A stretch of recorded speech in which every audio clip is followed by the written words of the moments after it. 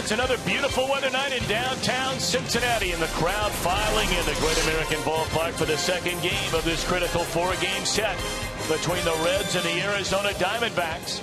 The Reds winners last night in the series opener don't gain any ground on the Pirates or the Cardinals, both winners last night, but they stretched their lead over their opponent tonight, Arizona, to 6 in the wild card race. And hi again, everybody, alongside the Cowboy, Jeff Brantley. I'm Tom Brenneman. Welcome, as always, to Reds baseball. Pitching, pitching, pitching. That has been the name of the game for the Reds pretty much all year long. And a huge factor for this team this season, Cowboy, has been tonight's starter, the rookie Tony Cingrani. Oh, yes, he has, Tom. Where would the Reds be without Tony Cingrani and what he's been able to do this year? You take over for your #1 starter in Johnny Cueto, and boy, has he taken over. There's been so much talk about, can he throw the breaking ball? Will he throw the breaking ball? Can he command it in the strike zone? Well, not only has he commanded that pitch, he's commanded the opponents as well. And his opponent tonight, Patrick Corbin, well, he's awfully good as well. Both of these guys throw a lot of fastballs, but their put-away pitch a little bit different. For Cingrani, it's the high fastball. For Corbin, you see it right there. That late, sharp breaking ball down in the strike zone. They get ahead with the heater. They put you away a little differently. I mean, these guys are so young, they're so talented, and you would think by watching them pitch that they've been around for 3, 4, 5 years. You really would, Tom, especially with runners on base. You look at the numbers there. These guys seem to rise to the occasion. Runners get on, they get even better. That's only reserved for veteran pitching. Well, as great as the pitching has been all of a sudden the last couple of nights, don't look now, but the Reds' offense has come to life. We'll look into that when we come back. We're about 10 minutes away from game time. The Redlegs and the Diamondbacks on Fox Sports Ohio.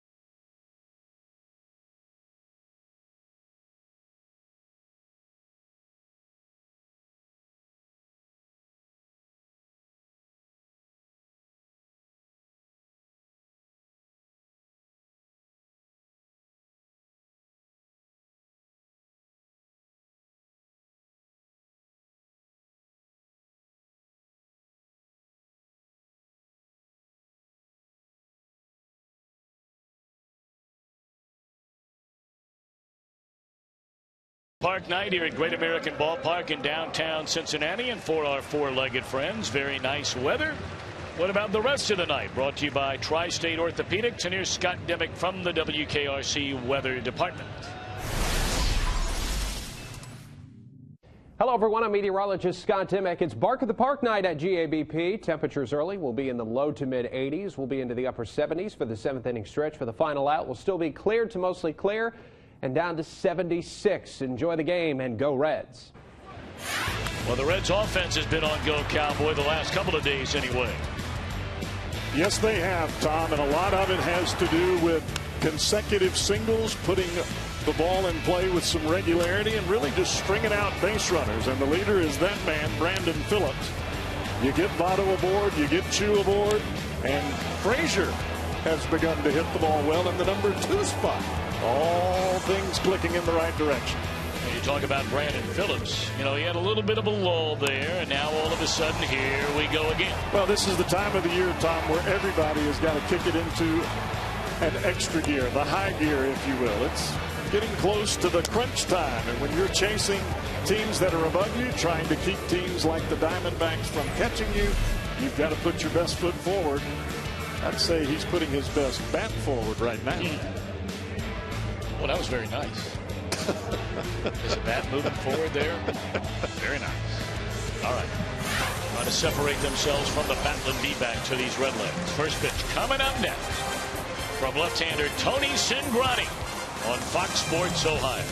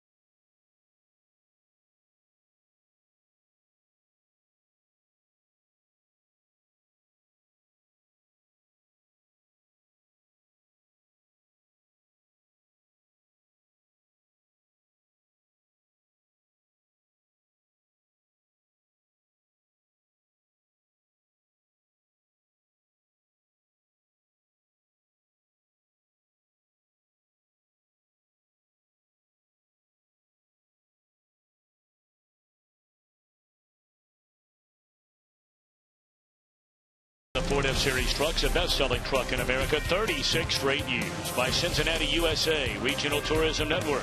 Book your stay at CincinnatiUSA.com. And by Skyline Chili. Feeling good. It's Skyline time. Few clouds beginning to roll in. There is a very slight chance of rain tonight, as you heard from Scott a little while ago. Percentage only around 20%, so we'll keep our fingers crossed.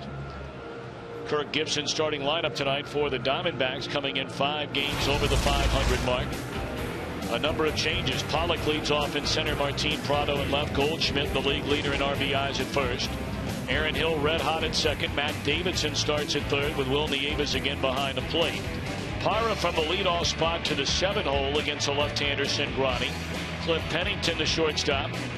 And Patrick Corbin, a 12-3 record, starts it for the Diamondbacks.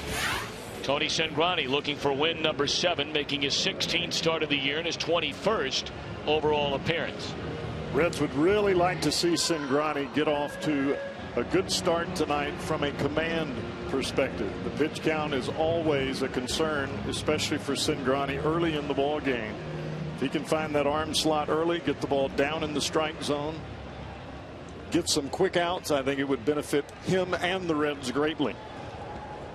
Very impressive note right there. Of his 15 major league starts, has allowed 3 earned runs or less in all but 1. And that was only a 4-run outing. First pitch fastball in near strike 1 to A.J. Pollock, and we are underway at Great American Ballpark. That was a couple of 2-run home runs off the bat of Alfonso Soriano. Straight up in the air. Foul ground over near the Reds dugout, and then it comes back towards the field of play. And Votto's there, out number 1 to start the game. Look at the Reds on defense, presented by your Ford dealers. Ludwig, Chu, Bruce in the outfield, Cozart and Phillips. Well, about that double play they turned in the 9th inning last night. Solid. Frazier and Votto on the corners, and Mesoraco behind the plate. Mesoraco has done a pretty good job lately. He's coming on not only behind the plate, but with the bat as well. You like to see improvement from your young guys as the season progresses.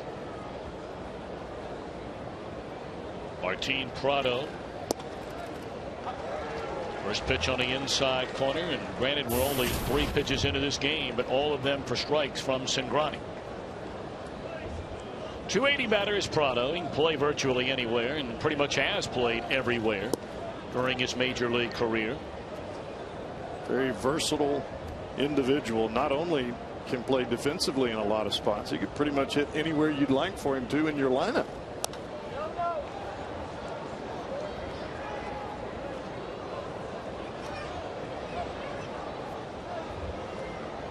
So one pitch we're going to see a lot of tonight, that fastball in on the hands of the batters, not only from Cingrani, but from Patrick Corbin as well.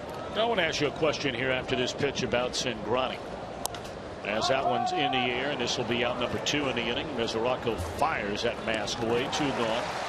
Yes, sir. Early in the year, Cingrani pretty regularly, not hitting, but was pitching 94, 95 miles per hour. Now, his last couple of starts, he's hit that mark from time to time, but he's seemed to settle in a little more in the 92, 93 range.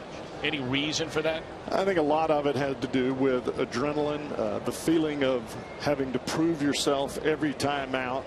And you don't want your pitcher redlining, especially a starting pitcher, redlining on every single pitch. You've got to be able to control that adrenaline animal, especially early in the ball game. And I think when you're out there trying to throw the ball as hard as you can and prove a point, that's a closer type mentality, and that's really what Cingrani brought in. He was a closer in college, and I think he translated that into starting early. He's really settled down and become more of a pitcher rather than a thrower now. Paul Goldschmidt, the National League's leader in runs batted in, 96 of them. 30 home runs and 4 points shy of a 300 batting.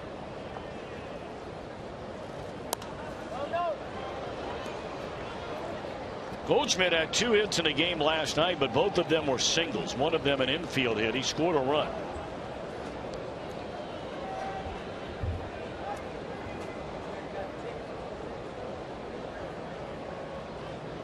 One and 2 to Paul Goldschmidt, and a fastball is up and away. That'll even the count with 2 down and nobody on, just underway. And a real pleasure to have you with us tonight for game 2 of what will be a 4-game series. Play night game tomorrow, day game on Thursday. I don't think anybody in baseball would have guessed that the 1-2 RBI leaders right now in the National League would have been Brandon Phillips and Paul Goldschmidt coming into this season. Nor would they have thought that these 2 left-handers, Cingrani and Corbin, would have done what they've done this year. It takes surprises. High fly ball pulled foul, way out of play. It'll stay 2-2 once more on Goldschmidt. So many championship teams, when you look back on those clubs that have won championships, they've had guys that have done things they've never done before. Career years, if you will.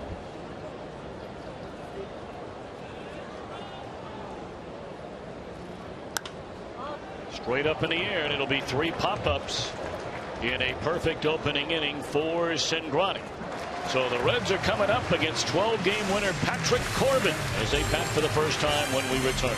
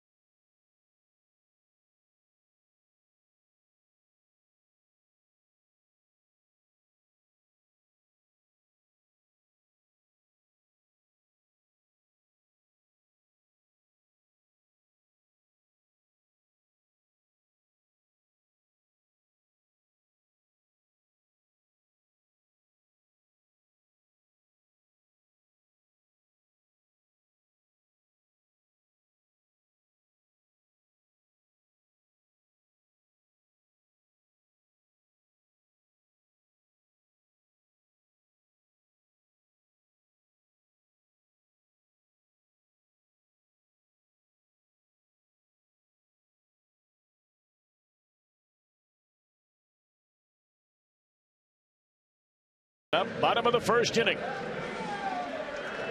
Dusty Baker's starting lineup as Chu, Frazier, Votto to start it. Phillips, Bruce, Ludwig in the middle. Ludwig last night got his first extra base hit, first RBI. A latter third of Mesoraco, Cozart, and Cingrani. They get a look at left-hander. Just turned 24 a little over a month ago.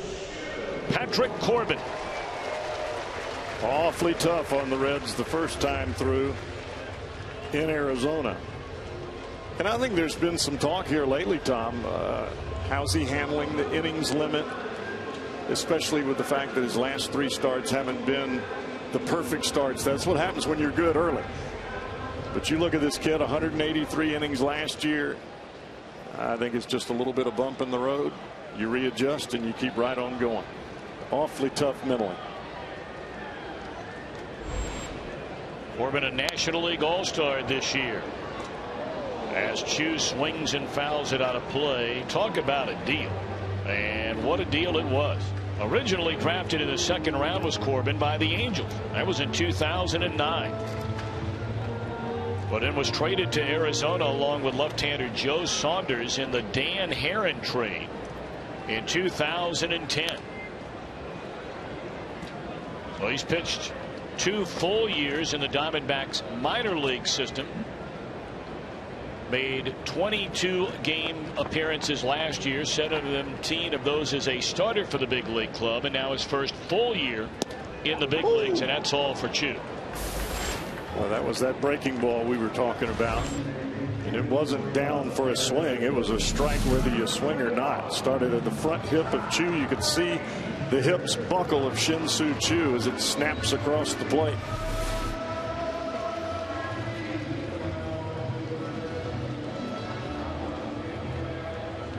But now Todd Frazier, he homered here in the game last night, his 13th of the year. First pitch swinging and pops it up weakly to the right side. That's easy for Goldschmidt. 2 out.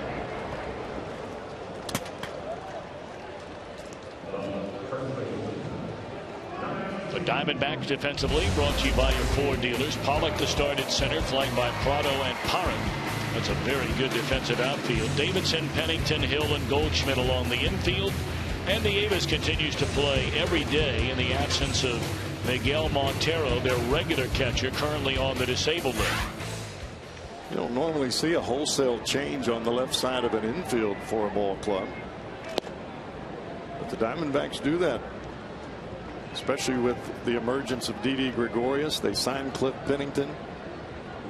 Now Davidson over there. They want his bat in the lineup.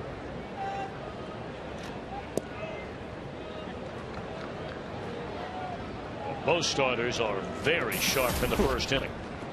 Cingrani definitely had the fastball working up and in. And Corbin has got the breaking ball working after he gets ahead.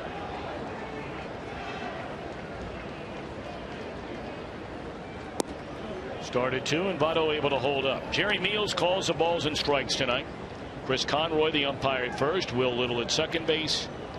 And Gary Darling is the umpire at third, and he is the crew chief. Votto chewed up on that fastball in on his hands, and the Reds, like the Diamondbacks, gone in order in the opening inning.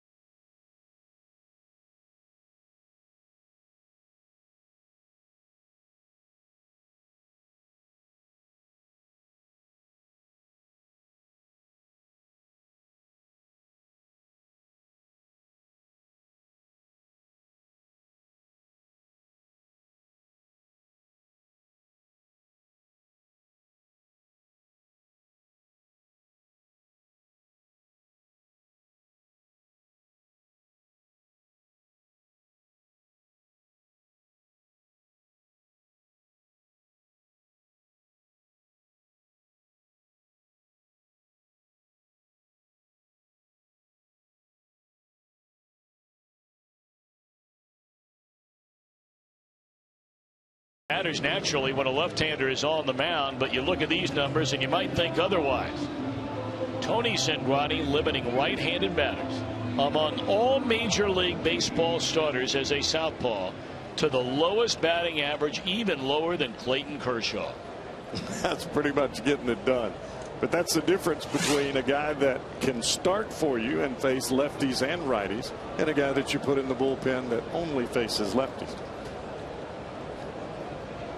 Get her done. Aaron Hill brings into the game a 12-game hit streak. You may remember he had a home run for Arizona to extend that hitting streak in the 4th inning against Bronson Arroyo last night.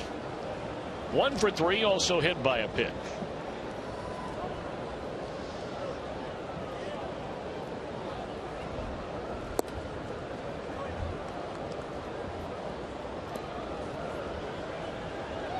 Back-to-back changeups. The first one was 88. That one was 83.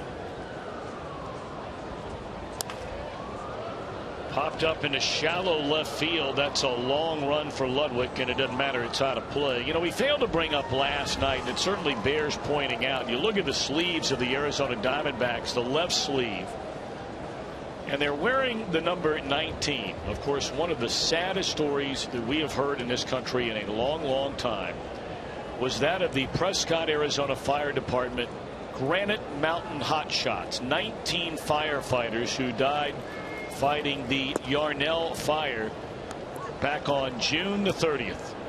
It was such a tragic, tragic story.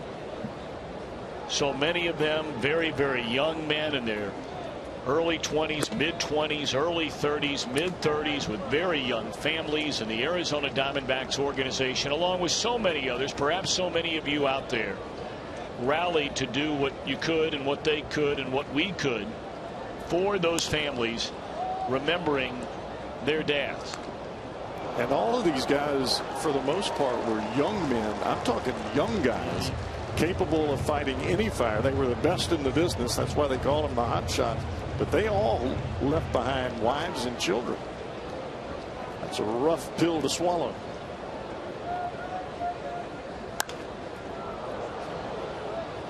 Four fly ball outs to start tonight for Tony Cingrani, and that's the way we start things here in the fourth inning. Certainly our thoughts and prayers to so many out there. I have no doubt there is someone watching tonight that knew one of those firefighters or knows somebody in their family, extended family, or a very good friend. Well, it was so sad. Just goes back to the good people in our world today that sacrifice so that we can do what we're doing. And those guys were fighting the ultimate fight in a fire to save lives. That thing was raging. Strike one to Matt Davidson, highly touted young prospect in the Diamondbacks organization. Chases that fastball up and quickly 0-2. Talked about last night what a summer it has been for young Mr. Davidson. Was the MVP of the Futures game at Major League Baseball's All-Star game and won the AAA Home Run Derby. But he is good morning, good afternoon, and good night against Tony Cingrani, his first time up tonight. Well, you see where the pitches were. They were up and away from the right-handed hitting Davidson. He wants the fastball, but he wants it down and he wants it close to him. Cingrani gave him the heater, but it's up in a place where if you hit it, it's an infield fly.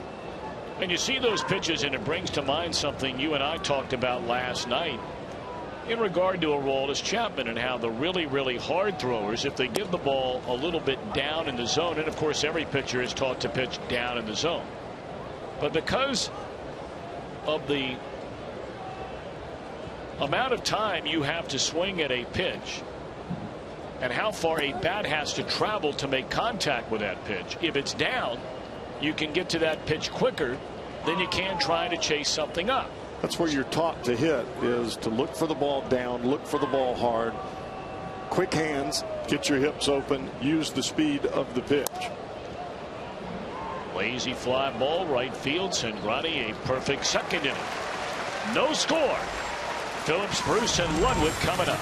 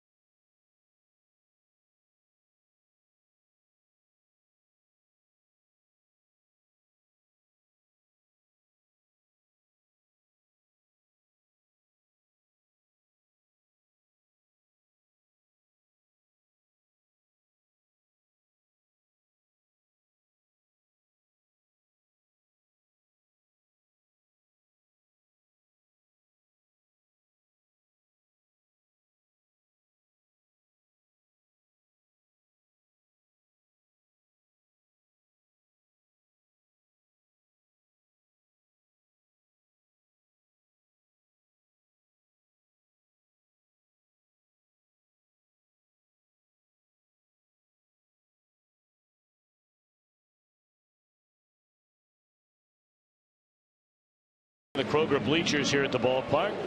Great place to catch all the action. Plus, for additional savings, you can plan a group outing of 25 or more. Enjoy the festivities with your family and friends out in the Kroger bleachers. 513-381-REDS. Visit select Kroger locations, or you can log on to reds.com/tickets right now.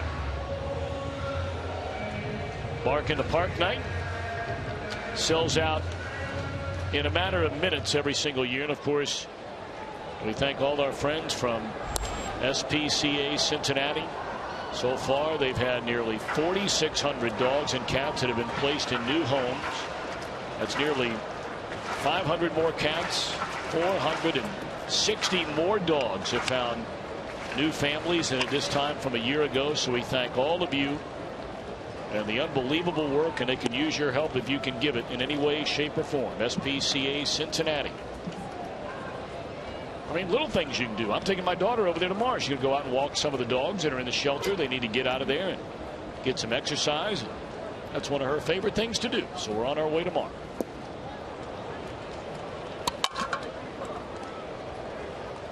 No score, nary a base runner. That's not only good for the dogs themselves, but also for the kids. Character building exercise. 1-2 on Phillips, and he fouls it back. Corbin coming out throwing darts early on. 12 pitches, 10 of the 12 for strikes. You look at both guys here tonight. Cingrani turned 24 in the middle of the season. 23-year-old Patrick Corbin. Hey, they know what's at stake. You don't have to tell them but once. Probably didn't even have to do that. Phillips thought that ball was in. It's called strike 3. Well, I talked about it earlier with Cingrani, and you're going to see this from Corbin as well. He will use the inside corner a lot. Not only late in the count, but he'll cut the ball in there on the right-hander's hands as well.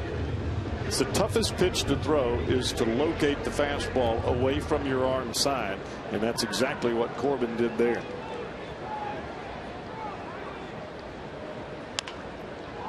Jay Bruce behind strike 1. 270 batter, 24 home runs, 81 runs batted in for Bruce.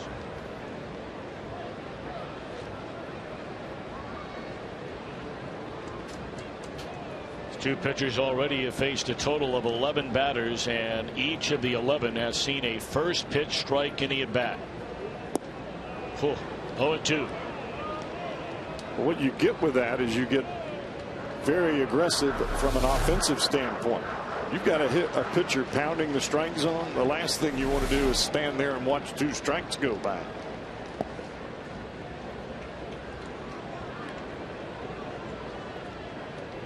And more times than not, Tom, Patrick Corbin is going to give you a fastball for a strike on the first pitch. It's going to be down, more than likely a 2-seam. And then he's going to go to that pitch. The hammer.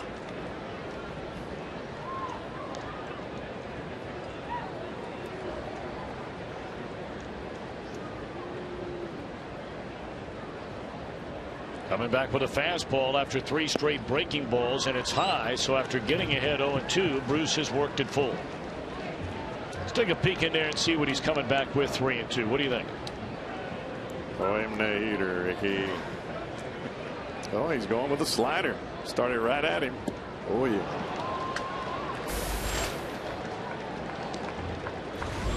Third strikeout of the front 5 for Corbin.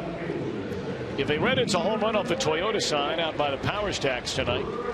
Lauren Crescent from Amelia, Ohio, out east, will win the new Tundra on display here at Great American Ballpark. Register for your chance to win in an upcoming game. Stop by your Cincinnati and Northern Kentucky Toyota dealer.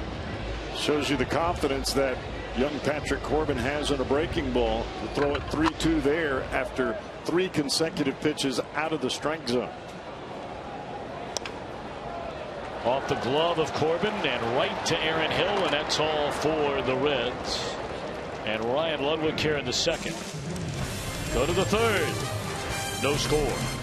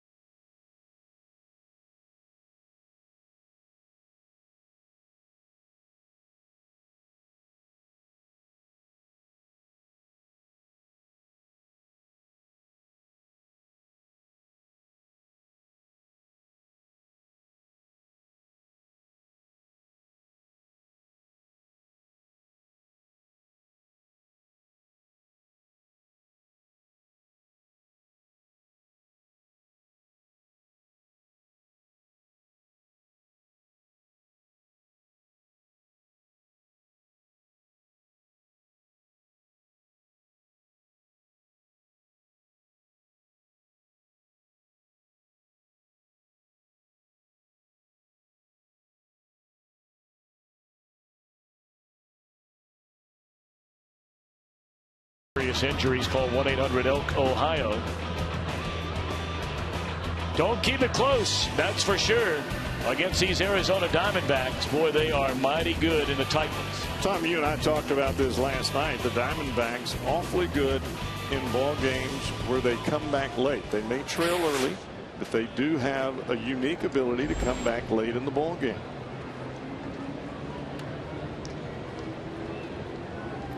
Six in a row retired by each pitcher to begin the game. So latter third, it starts with Gerardo Parra here in the Diamondbacks.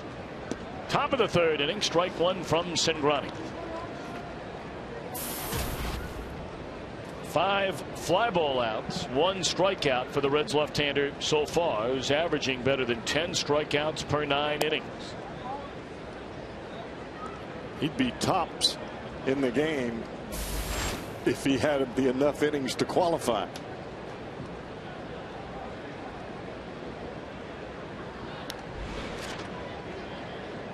I mean, look at both of these starting pitchers' numbers. And oftentimes you can look at innings pitched, how many hits they've allowed. Most pitchers in Major League Baseball, most of them are allowing roughly a hit per inning. And there are a lot of really good pitchers that are allowing a hit per inning. Well, these guys, not even on the radar. And neither was expected to make their club out of spring training. They weren't even expected to be here. I mean, if Johnny Cueto had been healthy, Tony Cingrani would be waiting until September to get called up. I mean, how crazy is that? Daniel Hudson, DL, Patrick Corbin enters the picture. In the air at Ludwig, and that's 7 in a row set down by Cingrani. Pretty good night to be doing a little bit of this, cowboy, hanging out along the banks of the Ohio. Throw a line out there. Every night is a good night to fish.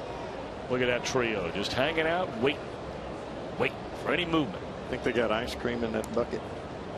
I would tend to say no. Probably something else, a little cerveza.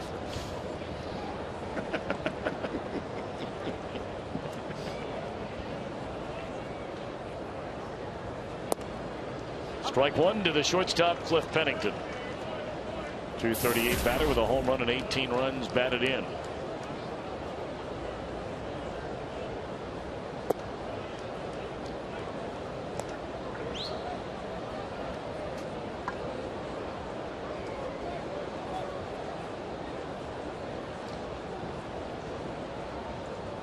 Boy, it is a joy to watch two pitchers just coming out and getting after it. And this will be another fly ball out. 7 of the 8 for Cingrani to start this game.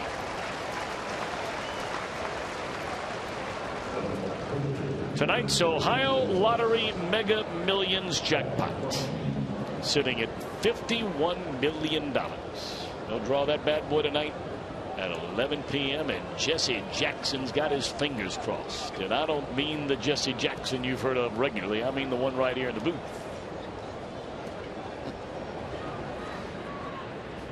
What'd you call him? The non-reverend? Non-reverend. Winner, winner, chicken dinner. And that one's in the air at Ludwig. 9 in a row to start tonight for Cingrani. Reds coming up in the third of a scoreless game.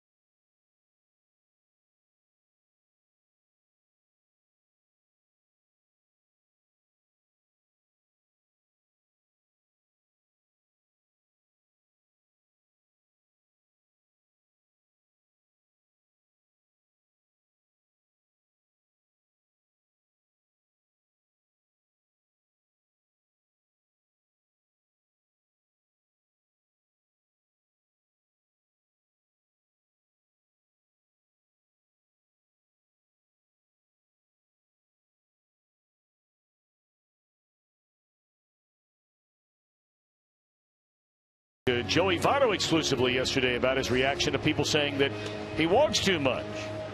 Kevin Goheen catches up with Tommy Tuberville and the Bearcats. They're 11 days away from their opener. And can a Mid-American Conference player ever win the Heisman? Two schools are giving it their best shot. I'll bet you one of them's the Ohio University Bobcats. They got some players. It's all brought to you by 1-800-SAFE-AUTO. Drive safe. Spend less. Bobcats are opening up against Louisville, who is ranked in the preseason top 10 in virtually every poll there is. It's right around the corner, isn't it? It is. I believe it's next weekend. Charlie Strong's done a great job down there at Louisville, but so too is Frank Solich for the Bobcats.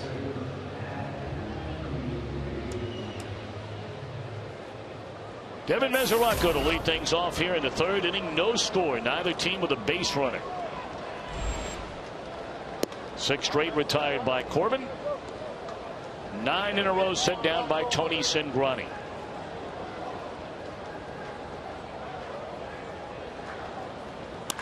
And there is a rocket that'll change that tune into the left field corner.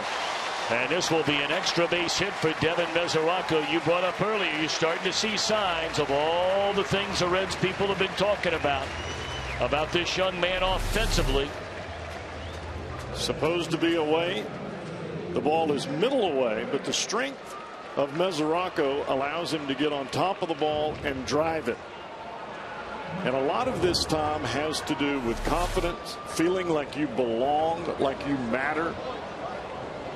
When you're a rookie and you're a backup, it's tough to feel like you belong. Little fly ball to short center field. It'll be run down by Pollock. So that's a quick out as they get Cozart, and Mesoraco does not move. Pitcher coming up. Cingrani has 1 RBI, 6 hits and 26 at bats. I mean, the Diamondbacks are out there thinking that, you know, he might be bunting. I mean, at this point, with a runner at second base and 1 out in the inning, it's going to take a base hit more than likely to get him in. Granted, you can score on the wild pitch and the pass ball. We documented that 1,000 times on all the ways you can score from third and not score, obviously, from second base. Well, the one thing that Cingrani brings is speed. He can hit a ball on the ground, and if you don't make the proper play, he's going to beat it out. You have to hurry when he's at the plate. And he's trying to use that speed right here to get a hit.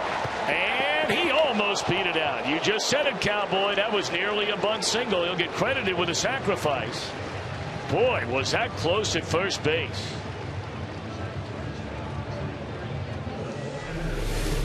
The pitcher fields that ball.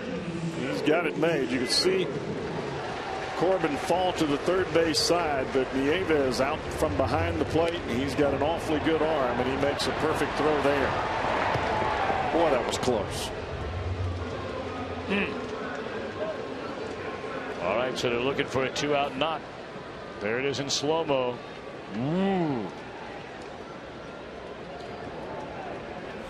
Everybody at home saying tie goes to the runner.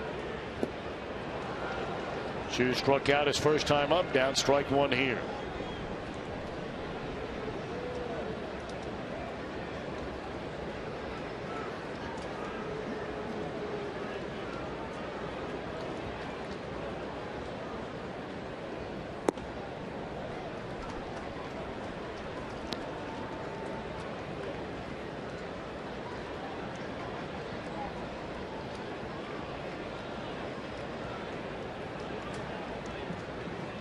One and one to Chu. 37 runs batted in. Threw a fastball right by him, up and in to get ahead of the ball and 2 strikes. That's a tough spot for Shin-Soo Choo, is that fastball right at the hands. The inside out swing. Ball looked like it cut a little bit, started at his hands and then cut back over the plate.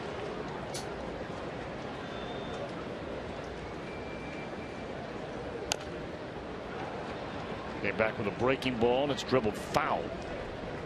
Only base runner for either team is Devin Mesoraco. He stands at third with 2 outs here in the bottom of the third.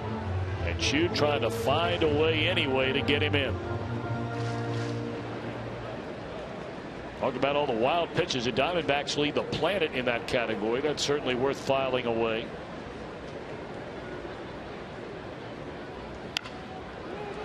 On the ground to Goldschmidt. He'll beat Chu to the bag, and the Reds lead Mesoraco at third base, ending the third inning. Off to the fourth, still no score.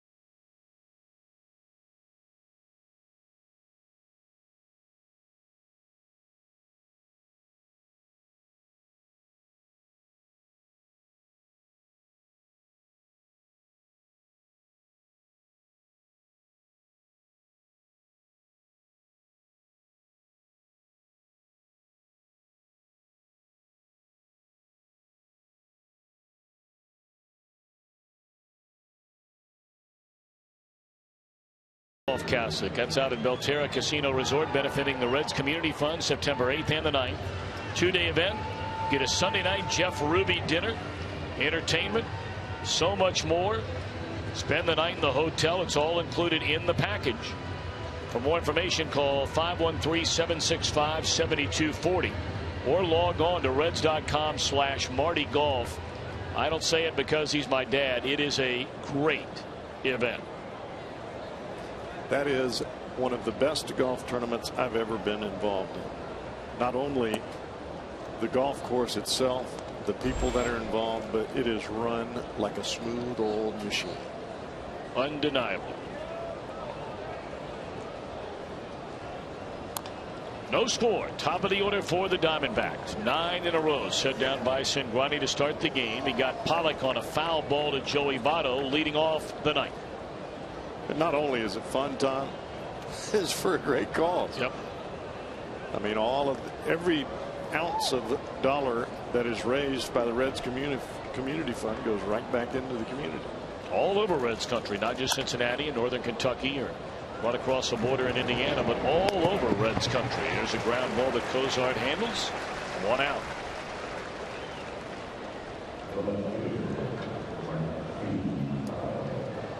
That is the first ground ball out recorded tonight by Tony Cingrani.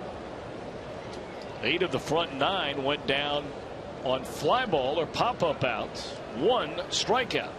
Well, a lot of fastballs by Cingrani. Most of the outs so far have been fastballs up that were popped up. But that ball there was a fastball away that Pollock just got around and hit it right on the ground. Well, you can see the body language of Cingrani out there. This is something he talked about from his very first start in the major leagues, about how major league batters spend all this time getting back in the box, and at first he was shocked about how the speed of a game at the minor league level is so much quicker than it is at the big league level. And he just stood there, glove off, hand on hip, waiting for Martin Prado seemingly to take forever from the on-deck circle to get close to the batter's box, and then took another 8 to 10 seconds to get into the box. But apparently he knew what he wanted to do, because he levels one to the seats in left center field and has a 1-0 lead for the Diamondbacks. Sitting on the fastball, and that's fine and good. if the ball is elevated at the hand, but when it's down and out over the middle of the plate, you and I were talking about this earlier. You brought it up. The fastball that is down, when you're looking for the fastball and you see where that pitch is in the middle of the plate towards the inside part, Prado knew it when he hit it.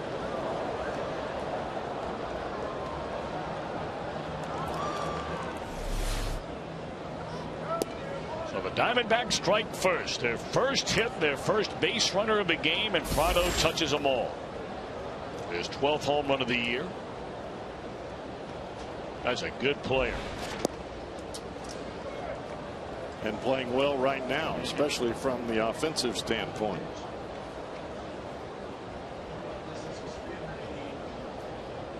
One to Paul Goldschmidt, fouled back out of play. Goldschmidt popped up to Kozart, ending the Arizona first. Both Prado and Aaron Hill swinging very hot bats, and they bookend this guy who is really the offensive powerhouse for this club in Paul Goldschmidt.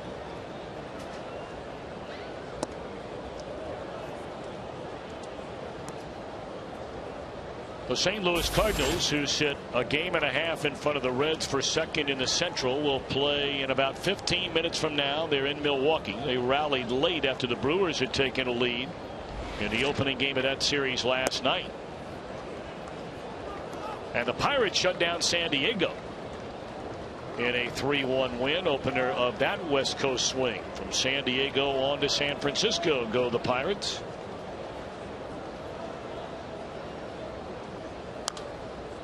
Chased a pitch up and fouled it away.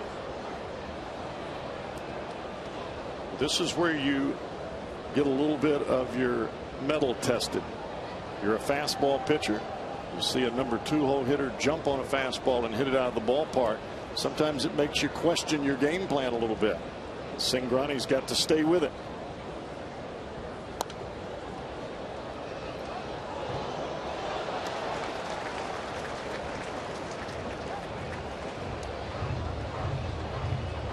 You could see Devin Mesoraco there come out from behind the plate, giving Cingrani a little bit of encouragement, pumping that fist towards Cingrani. I always loved that, Tom. It made you feel like you weren't out there by yourself, because sometimes it feels that way. That's ball 4. Gets away from Mesoraco. First walk of the game issued by Cingrani. We'll remind you, coming up later on in the game, as we do every night, we'll have our Miller Time moment brought to you by Miller Lite. And so far, our Miller Time moment has been a home run by Prado with 1 out after Cingrani had retired the first 10 Arizona hitters of the night.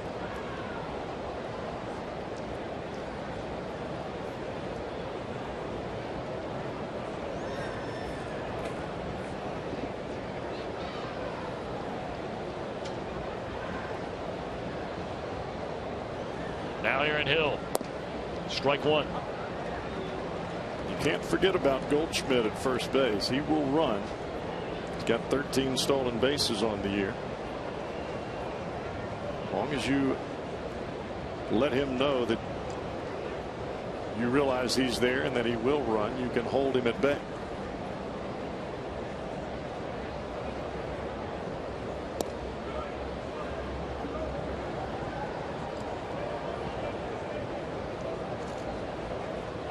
Looks like the home run shook up the left-hander a little bit. Probably not as much from the mental side as just execution with the pitches. And you can see Kozart and both Mesoraco coming out right now. Just tell him, hey, forget about the home run. Go back to what you were doing. Get ahead with the fastball and put them away up at the hands.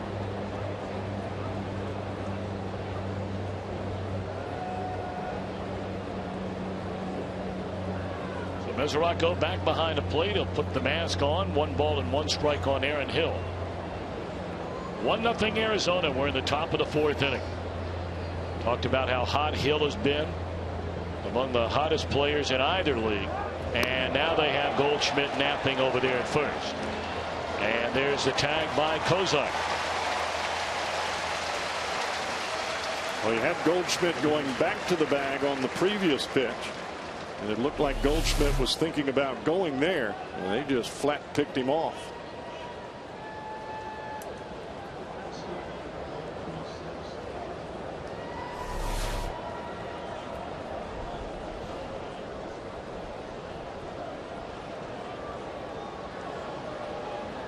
So now out of the regular windup and a 1-1 coming to Hill. And it's off the outside corner. 2 balls and a strike.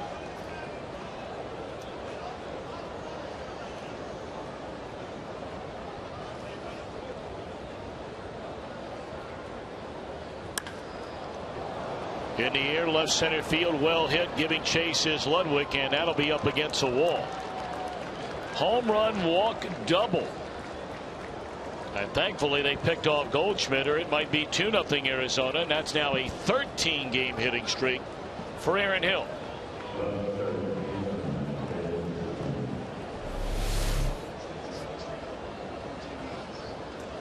Almost the identical pitch that Martin Prado hit out of the ballpark. A fastball. He tried to come in. You either want to get the ball at the hands or at the kneecaps when you come inside to a batter. Anything that's right around the thigh area above the knee, it's going to get hit like that. That is right in the swing path of a hitter.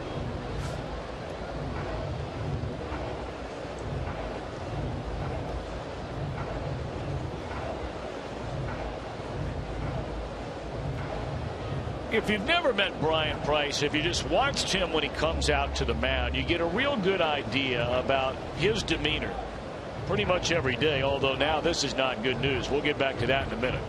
As Brian Price has signaled for the head trainer, Paul Lassard, to come out, and Dusty Baker will be right behind him. See if Tony Cingrani's all right. Turns around, shows him his back.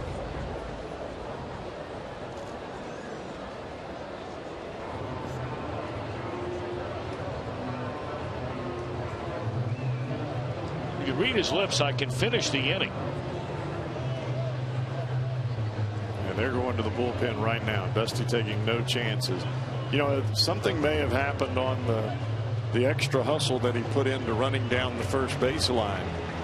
You never know with jumping for the bag, reaching and slamming into the bag, if that could jar the bottom of the back. But that's appearing to what it was, like it was the bottom of his back that he was pointing to when Lassard came out.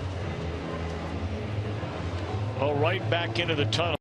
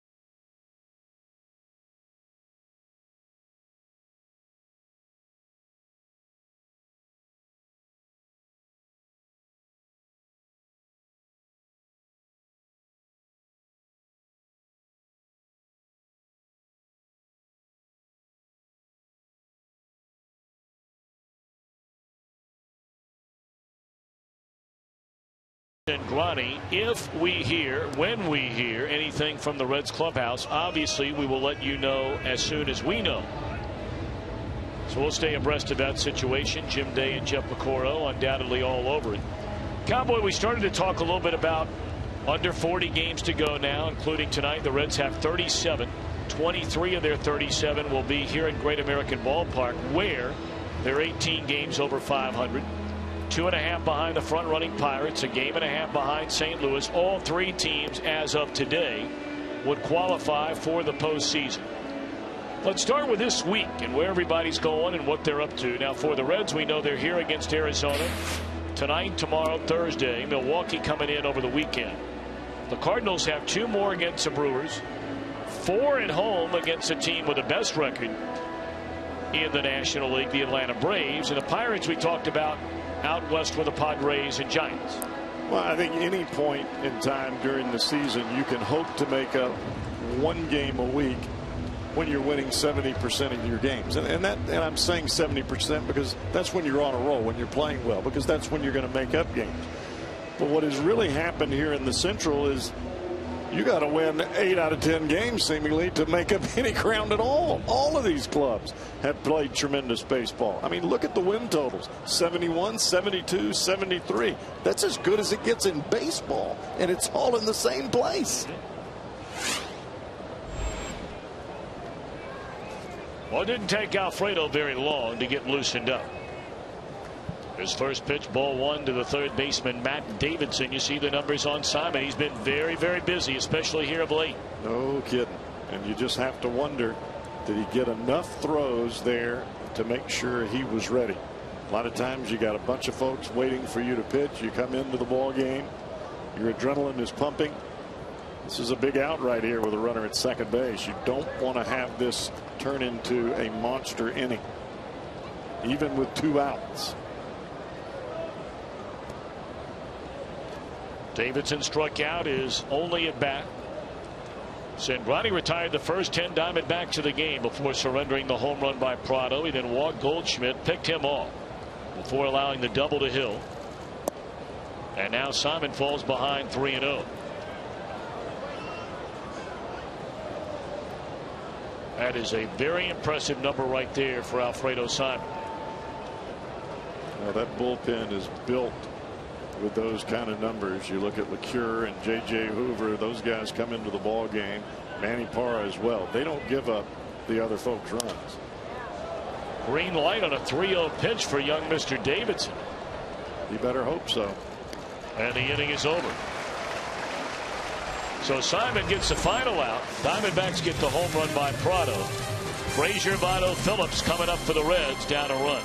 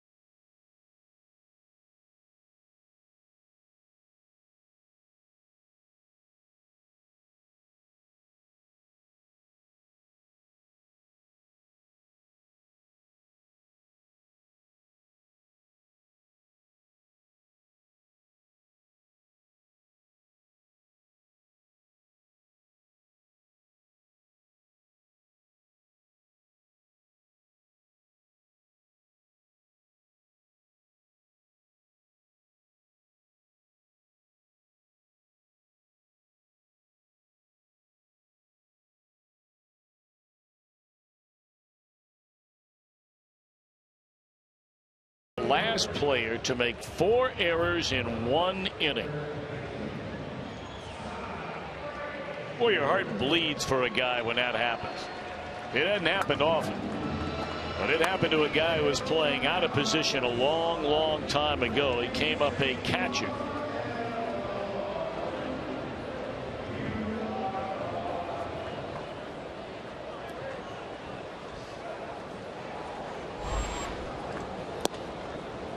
Strike one to Todd Frazier from left-hander Patrick Corbin, who sat down there in that bench for quite a while.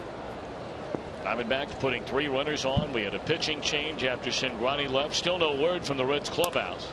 And Frazier gets it started with a base hit into left field. Reds down a run. But the heart of the order coming up after the base hit by Frazier to begin the inning. A breaking ball that stayed in the strike zone, and Frazier able to stay back long enough to drop the head to it.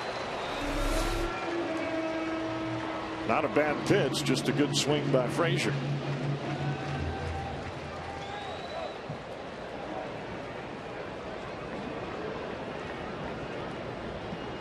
Joey Votto jammed on a fastball around his knuckles and hit a pop up to the third baseman, ending the first inning. Breaking ball, first pitch, strike one.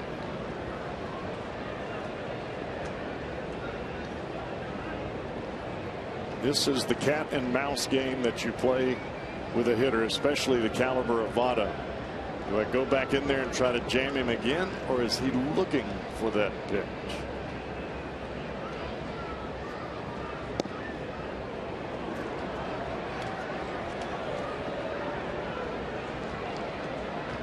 When you see the 182 batter's average, the home runs probably a little bit more significant from the right-handers, but you'll take those opponents' batting average any day, lefty or right.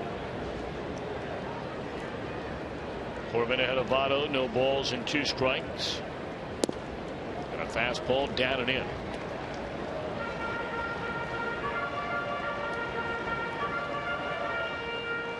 It's interesting, Votto has been a far more dangerous hitter on the road so far this year than he has been at home. Under 300 here at Great American Ballpark. 333 away from GABP. There's that fastball that he got him to swing at his first time up. 2-2. You just wonder, Tom, if some of those numbers are not skewed a little bit from Votto trying to do a little bit too much in front of the home crowd. Because his road numbers are scary. 2-2 the count on Votto, tying one at first. And a bouncing ball down at third, and unable to make the play. At least at second base was Davidson, and the shortstop still able to throw Votto out. It's a heck of a play by Pennington. Like Davidson just slapped at the ball instead of getting his feet over in front of the ball, played it off to the side. But a heck of a reaction by Pennington.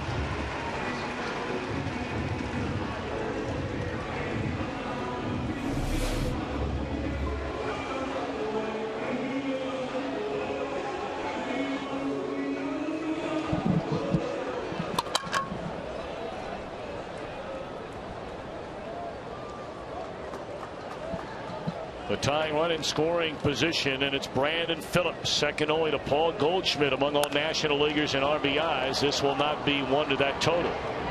On the ground out to short. Frazier now at third. Reds left Mesoraco there in the last inning. And they're leaning hard now on Jay Bruce to try and tie this baby up, if not give them the lead.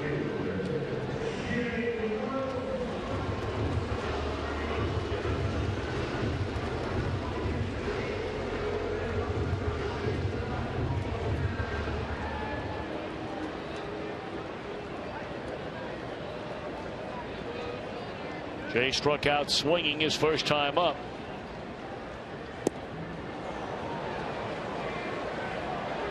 Definitely have a tough time picking up that breaking ball. You can see the frustration on Jay's face there. Looking first pitch fastball, and that's been a lot of the tendency for Corbin here early. Not with a runner at third base.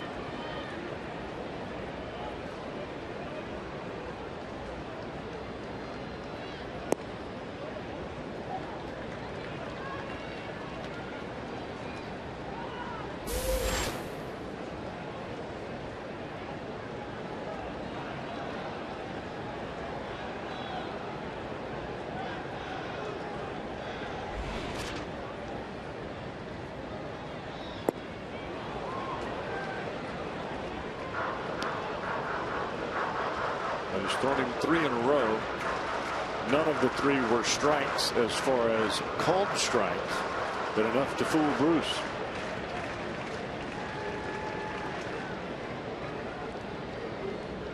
I think he's going to see a 4th. A good block on that one in the dirt by Nieves. 2-2 to Jay Bruce.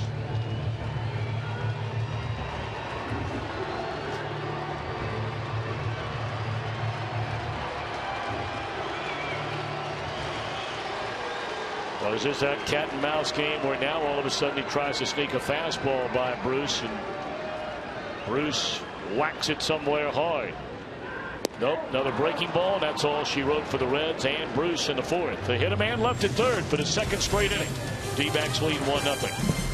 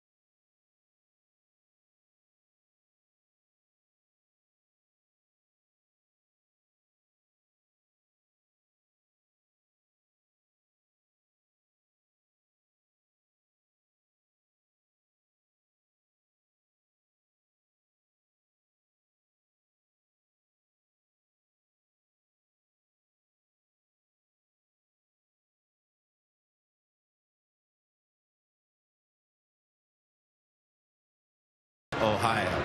Jim Day with you just beside the Reds dugout. Let's give you an update on a couple of pitchers.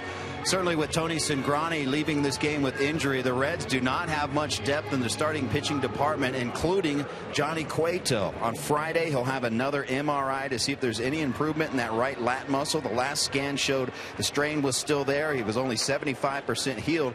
Now, here's the problem for Cueto. He will have to start from scratch, and being a starting pitcher, he has to build up his pitch count. Well, there's only 13 games left in the Louisville bat season. So by the time he starts throwing, there might not be any spot for him to go on a rehab stint. So if Cueto does return, guys, it might be out of the bullpen. On the other hand, Sean Marshall is throwing. First time in over a month. He resumed throwing yesterday. Played catch from 60 feet. He's been on the DL since May 24th with that sprained left shoulder. He did not throw today. He'll throw tomorrow, but out of the pen, much easier for him to come back. You don't have to build the pitch count up quite as much. You might see him before the end of the season. But if Cingrani's out for any amount of time, guys, there's a hole. No two ways around that, Jim Day. Thank you very much. Well, the one way you can get around the minor league season ending is some of the guys that you bring to the big leagues. Their appearances in ball games sometimes are few and far between when your team's in a pennant chase. And that would give Cueto an opportunity to face some live batters, albeit a simulated game. But you still have guys here at the big league level that can hit off of it, or at least stand in.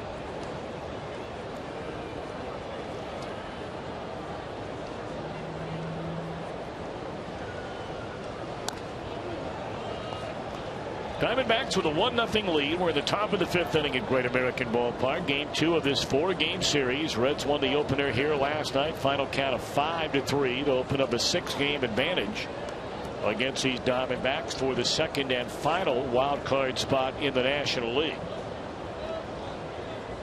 Each team with 2 hits. And the only hit that produced a run, a home run by Martin Prado with 1 out in the 4th inning. 2 batters later, Tony Cingrani left the game. Why, we do not know.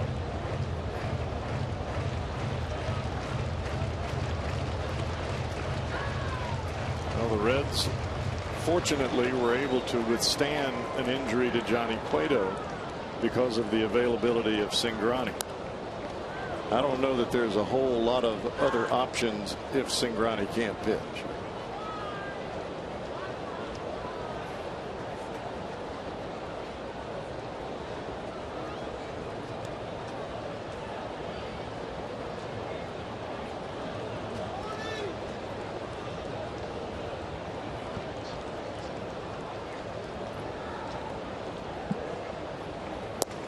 Gone swinging is Nieves. 2 batters retired since Alfredo came on, and that's his first strikeout. Hard slider off the plate away. And at 91 miles an hour, you're used to seeing the ball come at you with that hard sinker, and that one goes the other way.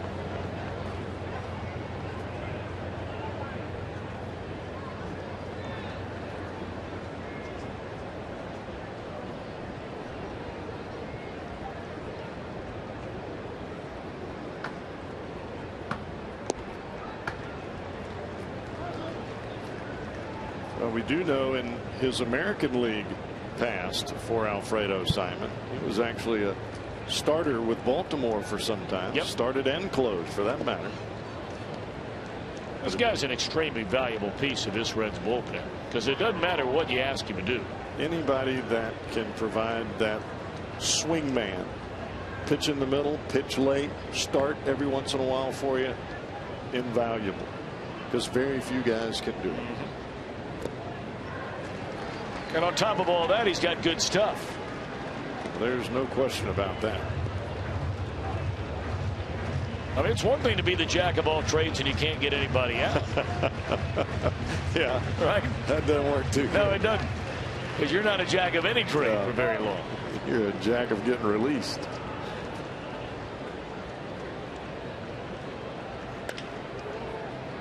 Had him way out in front, rolls over to the right side. Does Parra, and Phillips will throw him out. 2 away. Get ready for Reds action tomorrow night, 30 minutes before we get started. We call it Reds Live. We do it every night here on Fox Sports Ohio. Reds Live presented by Ray St. Clair Roofing.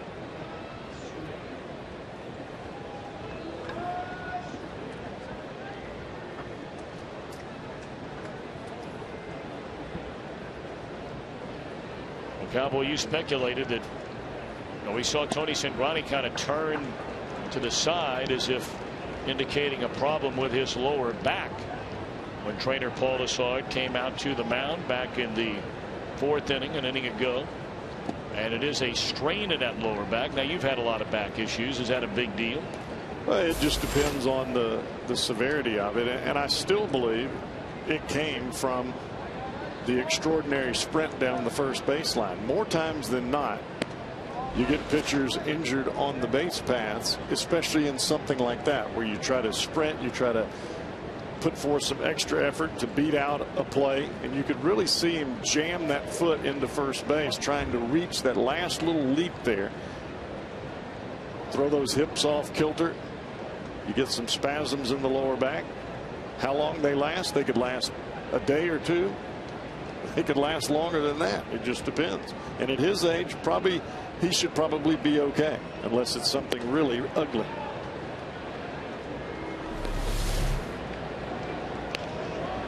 He had to reach for the ball, number 1, and you see him really hustling out of the box and jamming that right foot into the bag. You don't see any response there as far as being hurt. Ludwig in foul territory, able to squeeze it inside from the stands in a perfect 5th inning for Alfredo. 1-0 Arizona in front.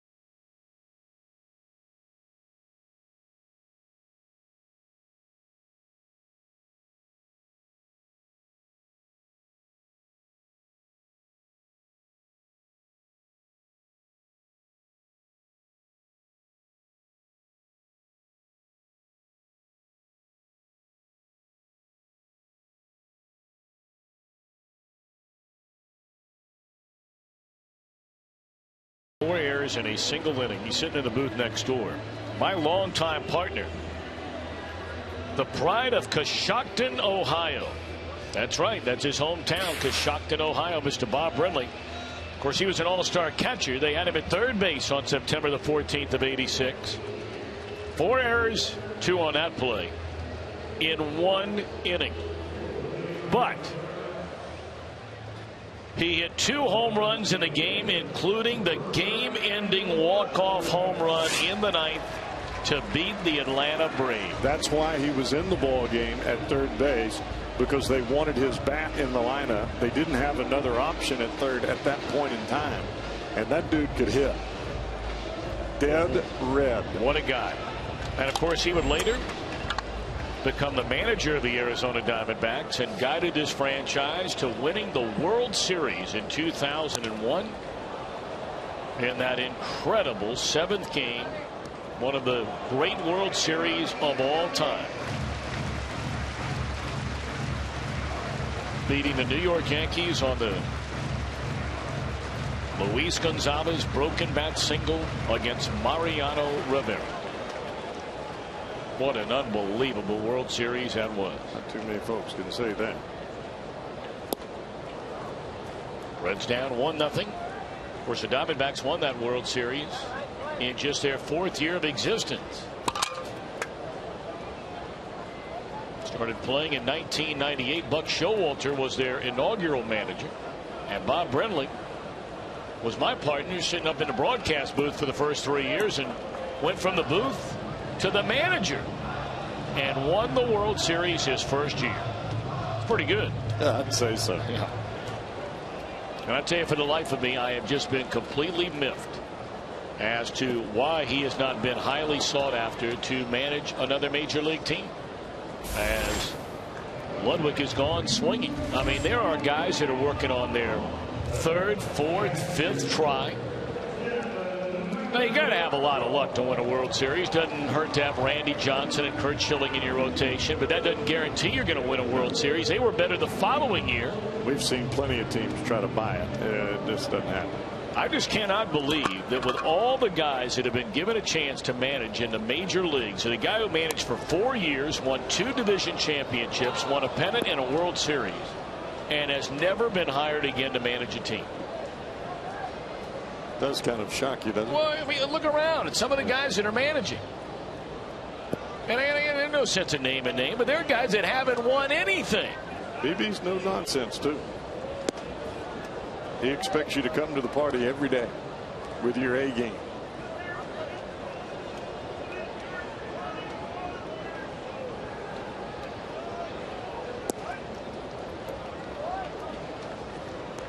By the way, he was catching when I broke into the big leagues. They didn't blame him. He was your first catcher in the big leagues. Yeah.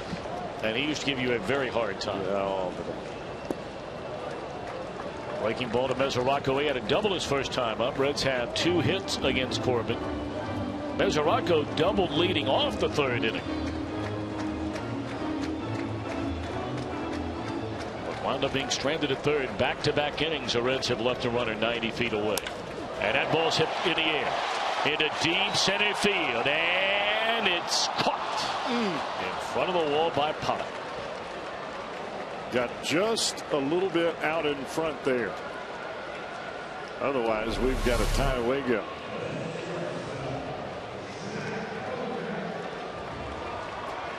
You can see the body weight, just a little bit of shift out in front. But he got it on the sweet part of the bat, just got underneath it ever so slightly.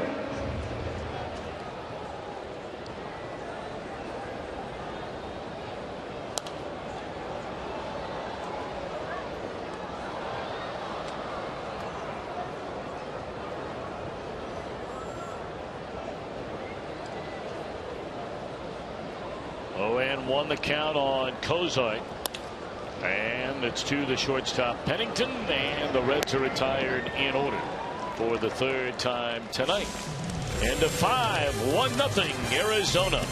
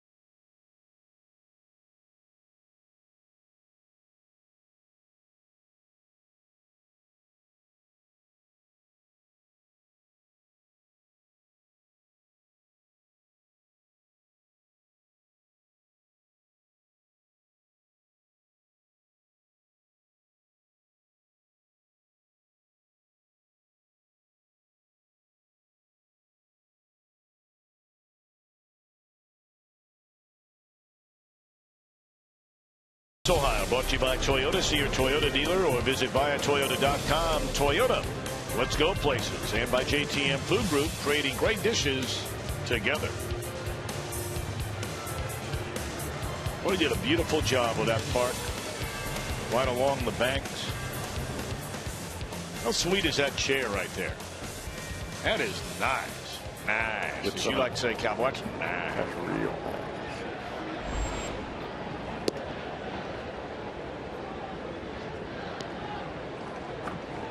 They have a lot of those swings on the front porch down in Jackson, Mississippi, I reckon. We've got ours on the back porch. On the back porch. And yes, it is nice. Kick the fan on.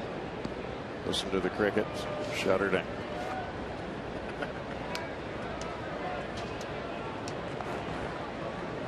We get the frogs too, right? Providing a melody at nighttime. I like the frogs. Not too many frogs down there. What? That's what those water moccasins are eating for lunch. Ain't too many frogs.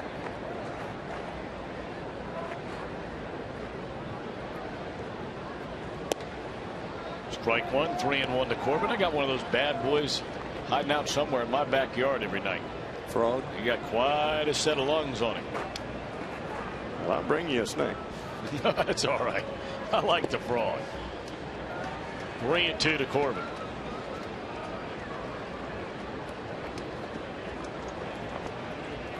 Top of the order next.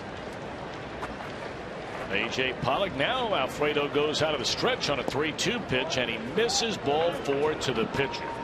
First batter to reach base against Alfredo Simon.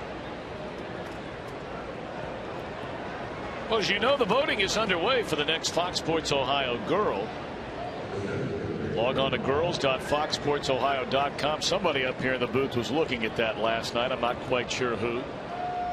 And you can make your vote for your choice to join Sarah and Christine as the next Fox Sports Ohio girl. Voting ends in just 2 days.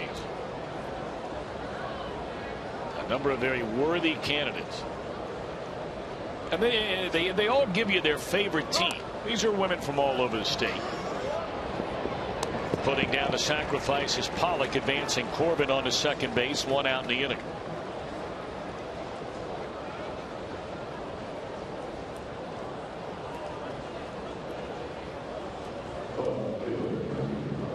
Manager Kirk Gibson playing this thing close to the vest, getting the leadoff walk to his pitcher just to try to take advantage of it, especially with the way Corbin's throwing the ball right now.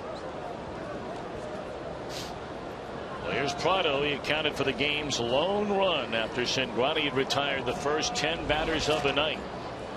Prado hit a home run to the seats in deep left center field. Cingrani walked the following batter, Goldschmidt, picked him off, then allowed a double to Aaron Hill, then had to leave the game with a strain in his lower back. So Cingrani goes 3 2/3, allows 2 hits, 1 run, 1 walk, 1 strikeout. Simon an inning and 2/3, 1 walk, 1 strikeout.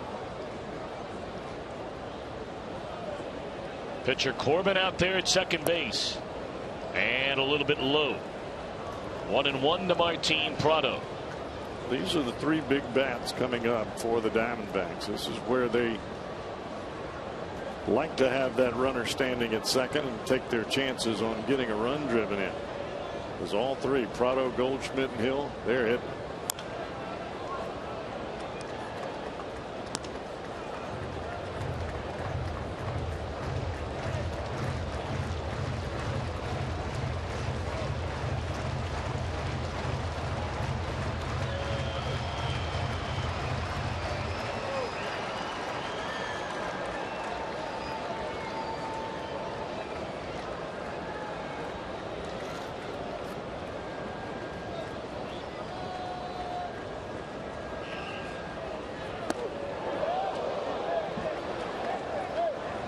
Two and 2 on Prado as he hits the deck on that one high and tight. Now, this is supposed to be a slider here. It comes out of the hand of Simon a bit early and runs up and in. Would be the definition of a backup slider.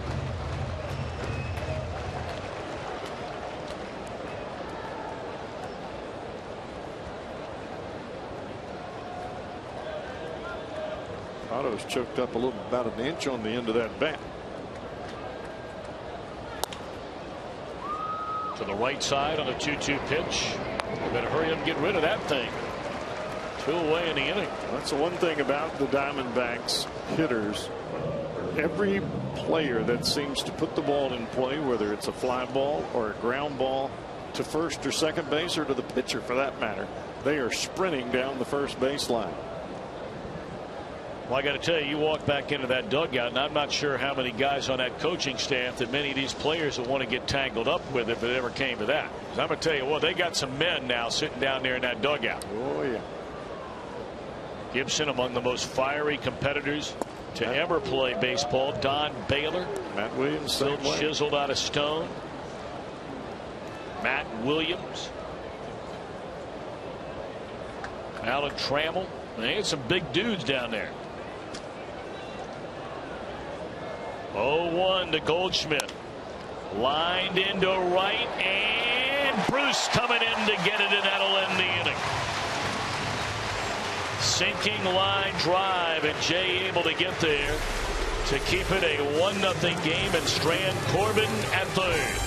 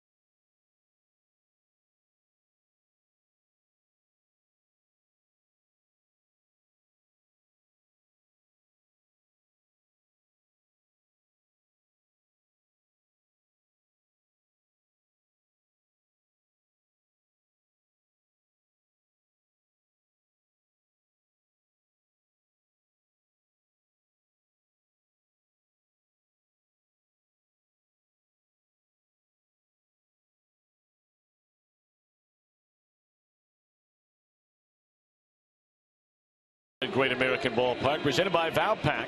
$48. You get 4 view level tickets. They're great seats. You get 4 Reds caps in addition to the seats. Offer subject to availability. 381 Reds. That's 513-381-REDS, or visit Reds.com. Park in the Park night. Talked about our great friends over at the SPCA Cincinnati. They work with 35 rescue organizations and looking for more. If you'd like to be one of them, go to spcacincinnati.org for more information. Done a great job in charging animal cruelty investigations over the last number of years. Believe it or not, there is an average of over 9 animal cruelty charges per day in our area. Oh, my. Stop it.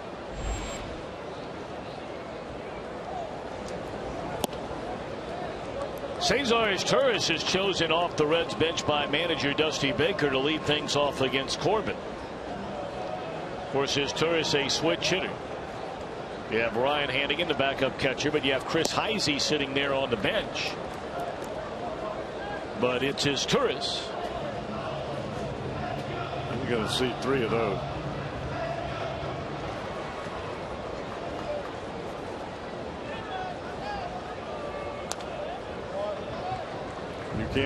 If you can't hit it, I'm going to keep throwing it to you until you prove to me that you can at least make some semblance of contact. Tell you, in pinch hitting situations this year, his Turris has been far better than he has when he's been given a chance to play. He is a .294 batter coming off the Reds bench so far this year. 5 hits and 17 at bats. A lot of those numbers for his Turris during his tenure as the everyday shortstop for the Dodgers. And he is struck out by Corbin to begin the inning. That's 6 of them for the Arizona left-hander. We invite you to come on down to the Holy Grail at the Banks this Friday at 6 o'clock. Test your Reds knowledge, and you might win some great prizes. You could end up being featured on Reds Live. Be part of the fun on Friday, 6 p.m. before the Reds take on the Brewers at the Holy Grail on the Banks.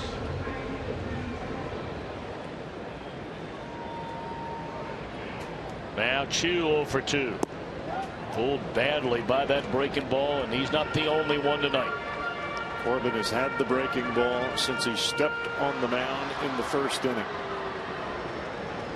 Hard sweeping breaking ball. The vintage there is the one that sets it up. He will come inside. He commands inside, not to hit you, just to spin you out of the way, and then he'll start the breaking ball right in the same spot. Oh.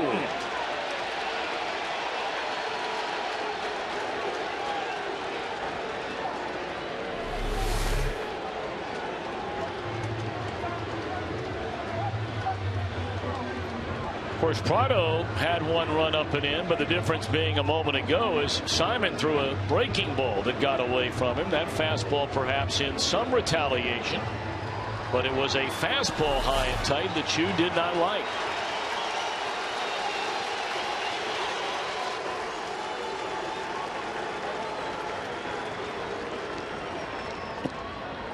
Three and 1 to Shin-Soo Choo. Like some of that fire by Chu. I mean, it's something you rarely see from anybody on this Reds team. It's not an indictment. It's not a criticism. It's just a reality. There's not a lot of emotion that is shown by anybody on this club on any kind of regular basis. And if you're Patrick Corbin, to be honest with you, you don't want to wake up a club that you're dominating right now. You don't want to give them any edge at all. You hear the term all the time, don't wake up a sleeping dog. Well, when you're throwing a shutout, you don't want to wake them up. Well, he came right back and got after it after falling behind 3-1. Strikes out Chu, and that's back-to-back Ks for Corbin, 8 in the game. Watch the breaking ball. You see where it starts, right at the front hip, but where it finishes is the key. Down and away, right at the outside corner underneath the strike zone. We talked about the moxie of this kid Corbin, never fazed even by the events there. Frazier, a fly ball into right field. This will back up Parra, but short of the track, and the Reds are gone in order again. 9 in a row since a single by Frazier.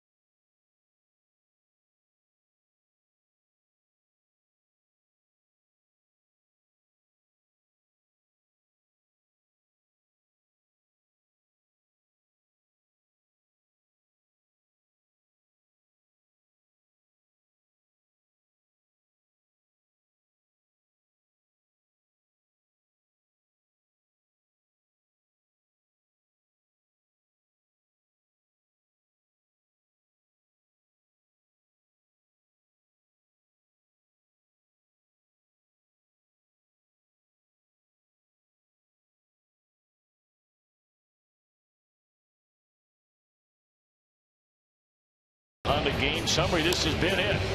One swing in the bat. Martin Prado, after Tony Cingrani had retired 10 in a row to begin the game, at a solo home run. 3 batters later, Cingrani had to leave the game with a strain in his lower back, is what we're told from the Reds clubhouse. Alfredo Simon did an excellent job out of the bullpen, but National League All-Star Patrick Corbin has certainly pitched like an all-star tonight.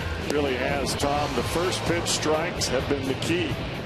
Fastballs early, and that devastating breaking ball late. 18 of 20 first pitch strikes. And now the Reds go back into their bullpen after Alfredo Simon gave him 2 1/3, no hit, no run baseball. Here's Sam LeCure having a terrific year. Again, second year in a row, LeCure has been a successful part of this Reds pen. Strike 1.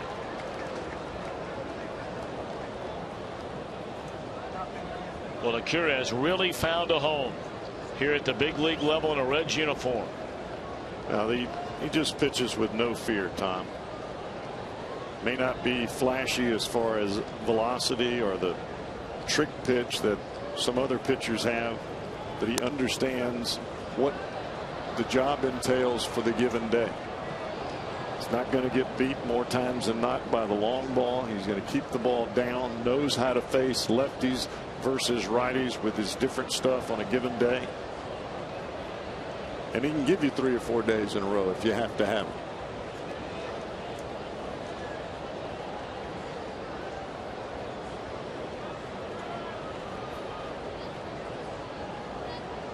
Reds trying to keep it right here at 1-0. As there is good morning, good afternoon, and good night from Mr. Hill. You see that fastball away that starts off the plate and runs back to the corner. Watch where this starts. Two-seamer comes right back, right on the edge. On an 0-2 pitch, you want it to be perfect, and that's exactly the execution of the pitch there.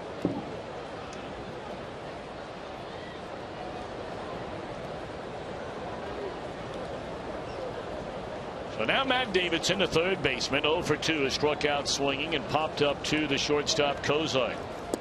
Strike 1. All now 4 pitchers have seemingly on nearly every batter tonight had an 0-1 count before they threw the second pitch in and at bat. Corbin has thrown a first pitch strike to all but 2 Reds hitters. And how about that knee buckling breaking ball, 0-2. Ball breaks straight down for LeCure. That's what makes it so tough to read. If the ball is breaking away from a hitter, you can have that last emergency swing. But right now, breaking straight down, it's tough to pick up. It looks like a ball as it comes out of his hand. Came back with it one more time and got the pop up. Kozart squeezes it tightly, 2 out. As the Reds continue their chase for a divisional championship, they need you to help pack the ballpark. Visit Reds.com for tickets for great seats for the remainder of the games this week. Tomorrow night, Thursday afternoon, over the weekend. Plus, starting tonight, the Reds win, you win. It's now in effect. With each Reds win against the Diamondbacks and the Brewers this week, you get $4 off a field box seat for the September 2nd, 3rd, 4th, and 5th series against the St. Louis Cardinals. Reds already with 1 win. Oh. And there's another breaking ball. Strike 1 to Nieves. Reds pitchers have gone 18 of 24 first pitch strikes. Corbin 18 of 20. And you can throw a curveball of that bite and depth, and it's a strike whether the hitter swings or not. You got to work. It's the first ball he's thrown in the inning.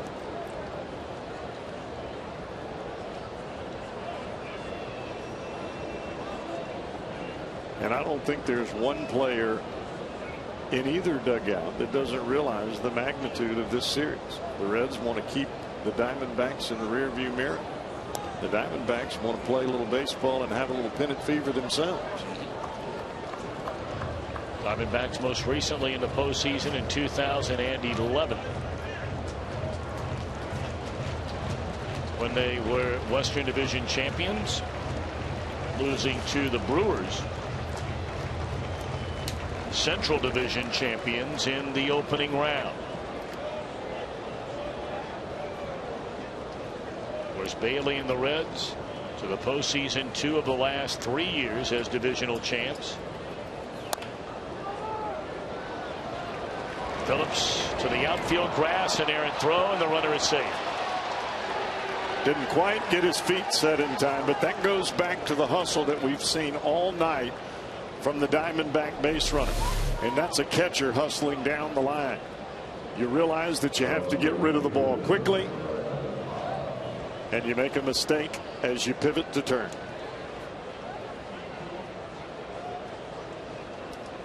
It's an error charge to Brandon Phillips.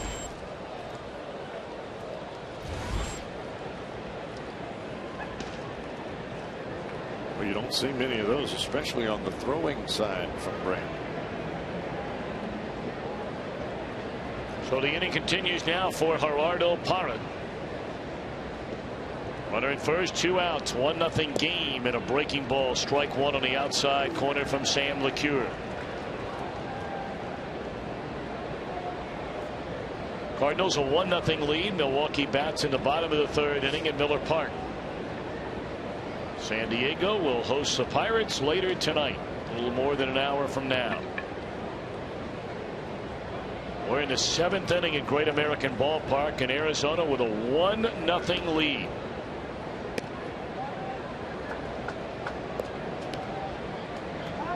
Not sure that I've seen a game, Tom, in a long time where there have been this many first pitch strikes, not only from the starters, but from the guys coming out of the bullpen as well. You talk about the proverbial verbiage of pounding the strike zone.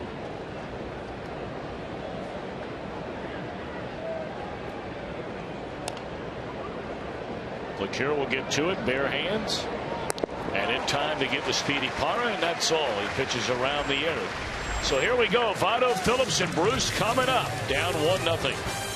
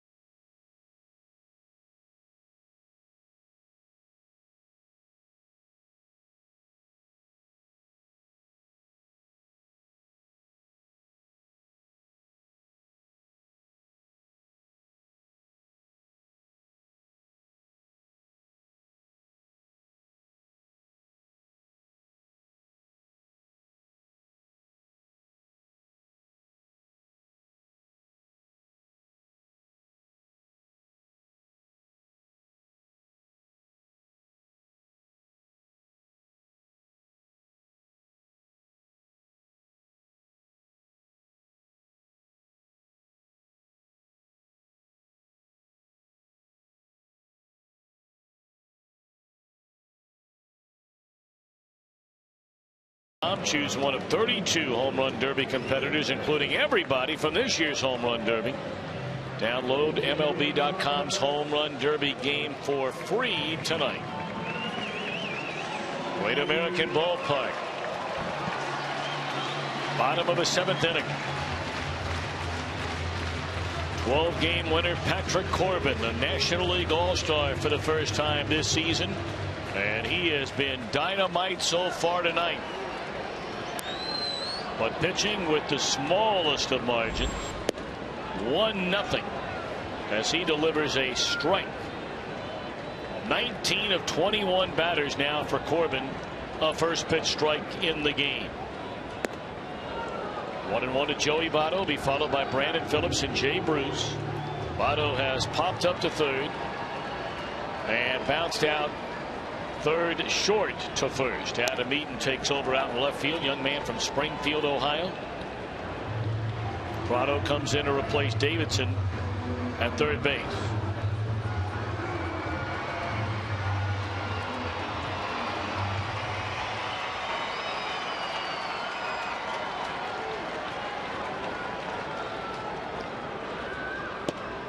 And that's all for Votto. 9 strikeouts for Corbin. Here's our Mazda pitch by pitch, and this shows you the domination of the left-hander Corbin. Fastball away, fastball up and in, sets up these 2 pitches. Check swing, curveball, and how about this?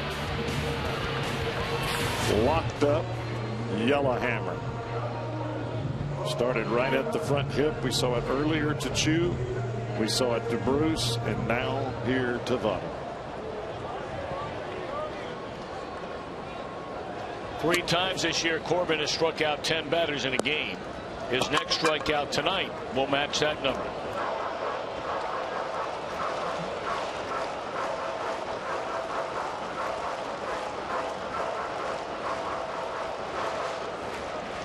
Young Patrick Corbin has been up to the task here tonight. His last 3 starts, not quite what we've seen all year, but he is tough tonight. Off the end of the bat, but it's dropped into right field. A base hit by Brandon Phillips. That'll be the 3rd hit of the game for the Reds. The other 2 hits they had in front of that single. Both runners wound up at third base when the inning ended.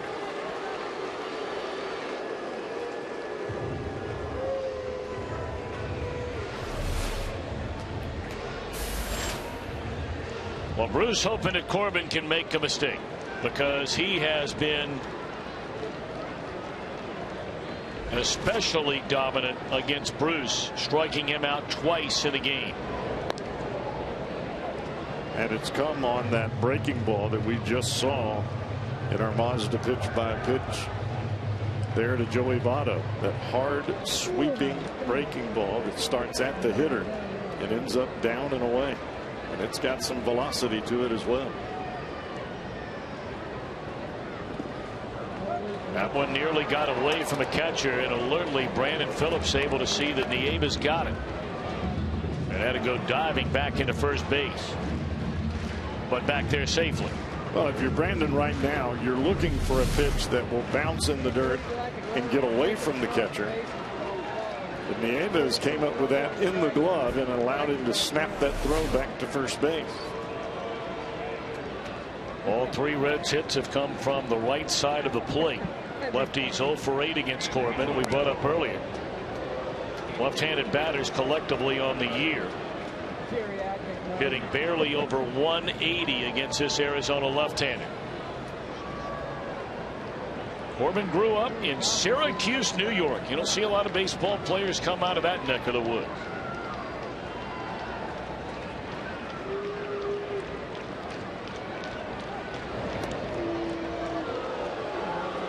One thing about coming out of Syracuse, Tom, because of the cold winters, you're not going to have your arm abused throwing a lot for a kid like this that probably grew up with a good arm. If he was in California, Florida, Texas, he'd have been pitching a whole lot more.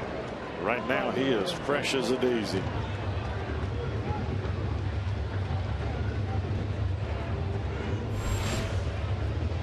And of course, a lot of those big-time college baseball coaches are criticized heavily for the way they, ride the hot hand of some great pitchers, and he didn't fall into that trap either. He went to a junior college in Mariana, Florida. That's where the Angels found him. Boy, and Bruce continues to chase that pitch, and he continues to miss it by a ton. A lot of times you hear left-handed batters talk about a situation like this, getting right on top of the plate. Because then if it comes up there where it's starting at you, it's going to be a ball. Well, it's easier said than done, I understand. It is, but the problem is your eye, as far as what you're going to swing at, is the same no matter what. And Jay just cannot figure it out here tonight. Because what Corbin is doing is he is starting the ball at Bruce, and you see where the pitches are. They are well off the plate. But for Bruce's eye, they look like they're coming right down the heart of the plate.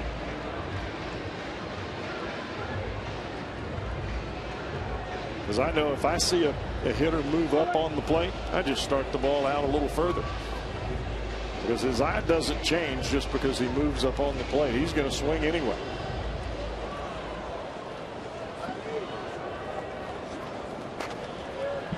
So now Ryan Ludwig tying one at first with 2 away. Well, he got a fastball to hit and fouled it back. There have not been a lot of those for Reds batters tonight, but that is one Ludwig would love to have back. Up and out over the plate.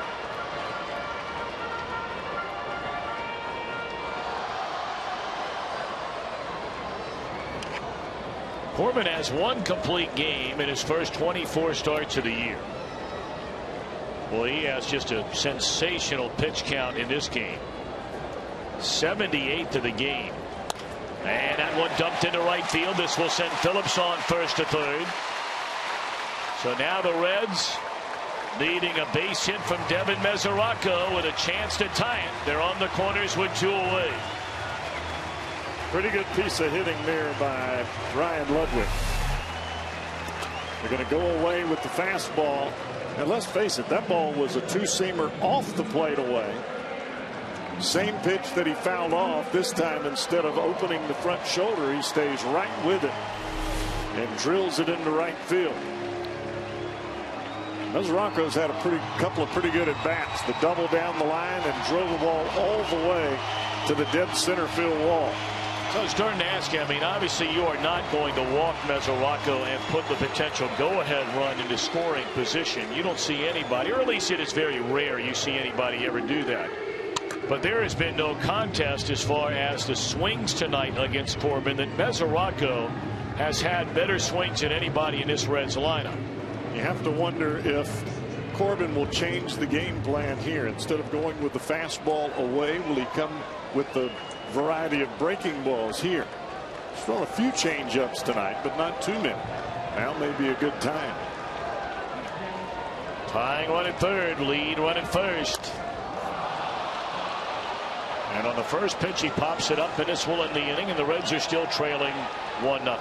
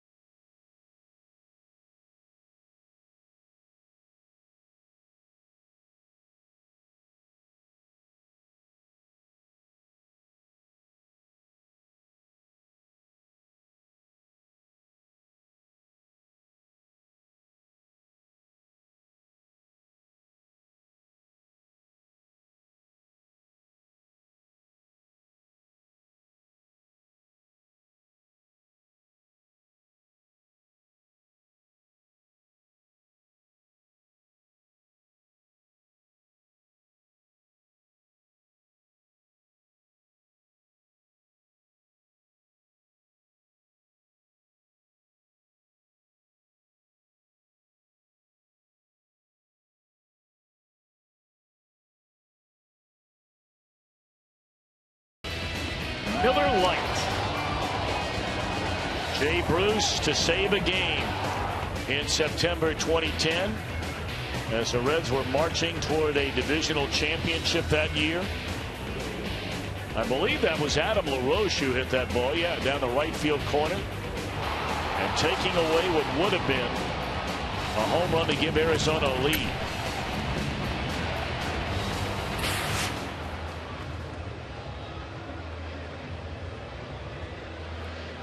Sam LeCure out there to begin his second inning of work.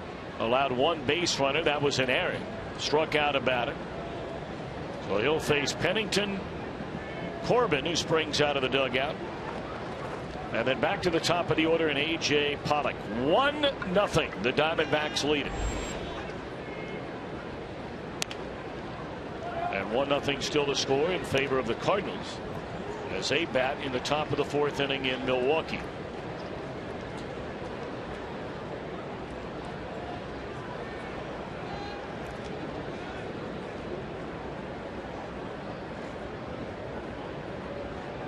The Brewers bullpen just completely melted down late in that game last night.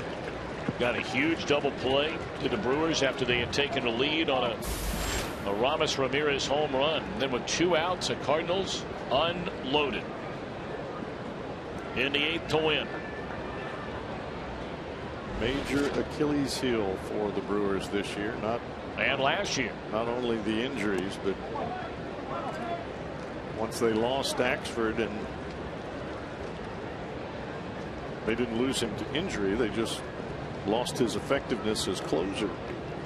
Everything kind of went haywire. Axford strikes me as one of those guys that if he's not going to hang around Milwaukee, somebody else is going to give him a chance, and he still has a chance to right the ship. No doubt about it. I think he needs to change his secondary pitch, but I'm sure he already knows that.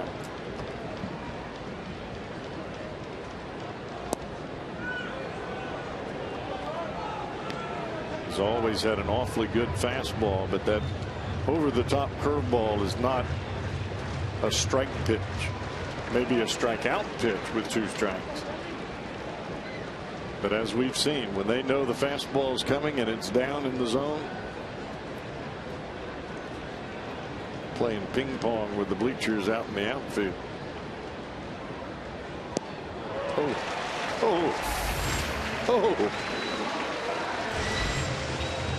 That looked like a Bugs Bunny pitch right there. Change up from LeCure, and the bottom fell out of that. It almost had the movement of a knuckleball. Yeah. Well, it must have stuck in the back of his fingers as he let it go.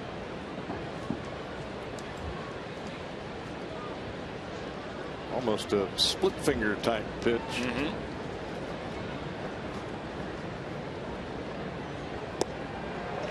Now Corbin, he has been sensational here tonight, matching a season high 4th time this year. He struck out 10. His last inning, the only inning tonight, the Reds have put 2 runners on base against him.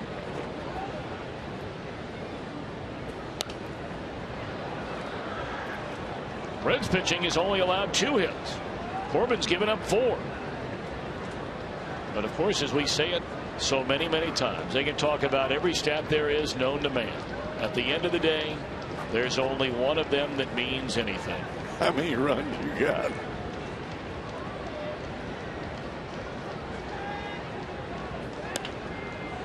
Lined into right center field. That'll fall in a hit. So Corbin not only has been dealing on the mound, he has a hit. He's also drawn a walk. Reds Weekly is a great show. You ought to check it out. Wednesday night, 6 o'clock. Look back on the prior week of Reds baseball. Tomorrow, he was one of the best players of his generation. We'll sit down with the Cobra, Dave Parker, to talk about his battle with Parkinson's. Certainly our thoughts and prayers are with him and many others. We'll take a look at why players are so personally attached to their gloves. Tomorrow at 6. Brought to you by Safe Auto. Drive safe. Spend less.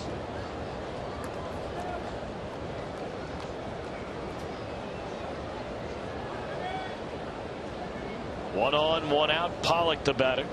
0 for 2. Put down a sacrifice. Advancing Pollock his last time up.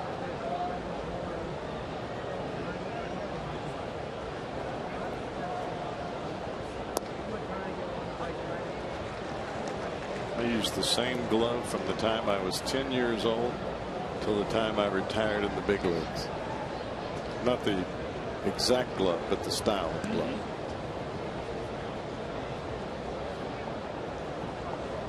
It's an extension of your hand. You get used to it.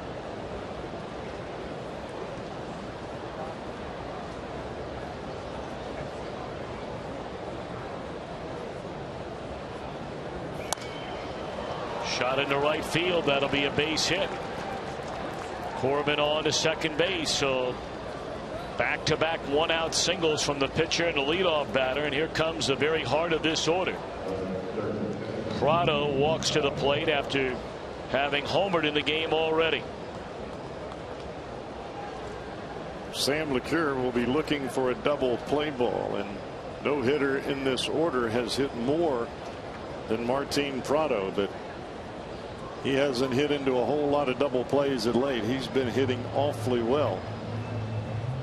He's hit in 21 this year, but he's also responsible for the lone Diamondback run. And this is our Nissan drive of the game, the only run of the night.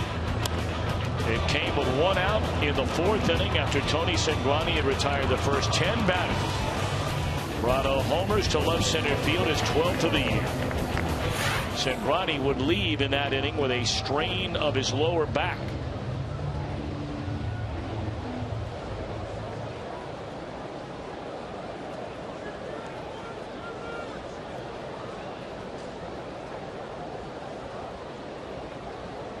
Big situation here. You're down 1-0. We're in the 8th inning. 2 on, 1 out. Strike one. You do not want to give the Diamondbacks any kind of room to wiggle, and that's exactly what they want here. An insurance run or two. One-run ball game. You can keep the pressure on the starter Corbin.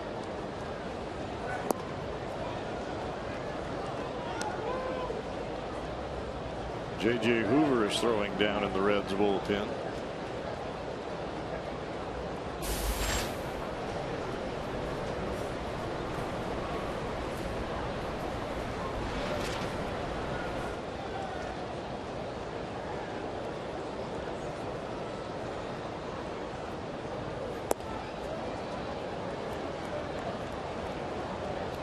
See LeCure trying to get that fastball to run back to the outside corner, and Mesoraco said it best. Pointed to that front shoulder. When that front shoulder flies out, you pull the ball with you.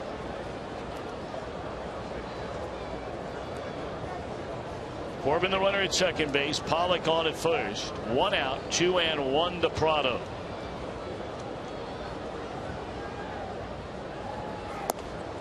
Three and 1. The National League leader in RBIs waits on deck. Billy. I don't think the Reds want him coming to the plate with the bases loaded.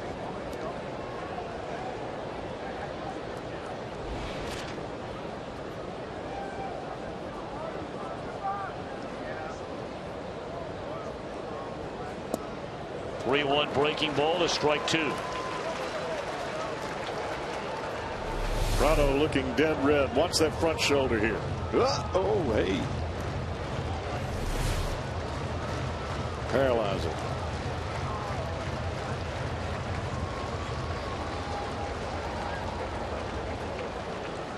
Got to make a pitch here. 3-2, 1 out. And LeCure ready, and here it comes. On the ground and into right field, a base hit. They are going to hold the pitcher Corbin at third base.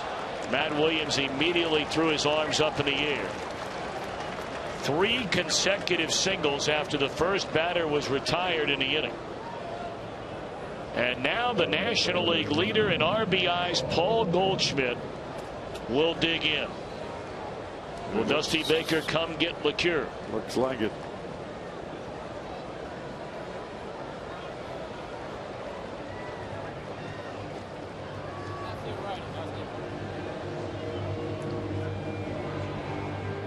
Hoover faced him last night, first batter that he faced, and struck him out. I'm sure that's what Dusty Baker is hoping for here.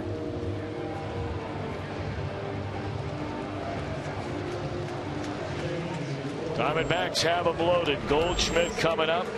Hoover on to face him. Back in a moment.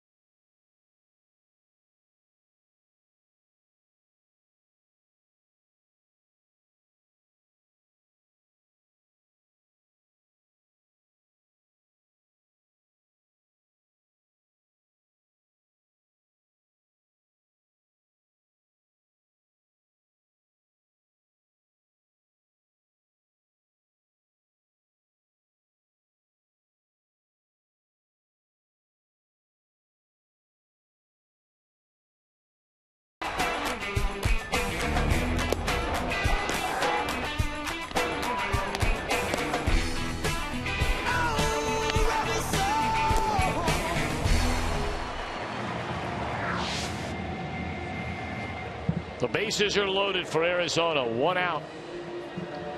And on to face Paul Goldschmidt is Reds right-hander J.J. Hoover, who has not allowed a run since June the 9th. He has the longest consecutive scoreless inning streak among all relievers in Major League Baseball, spanning 26 1/3 innings, over 23 outings. Feet to the fire.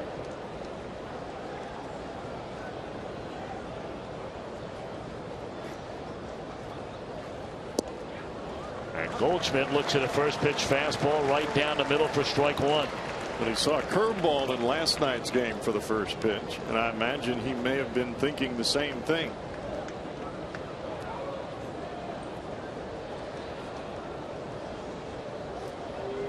Corbin, Pollock, and Prado with consecutive singles.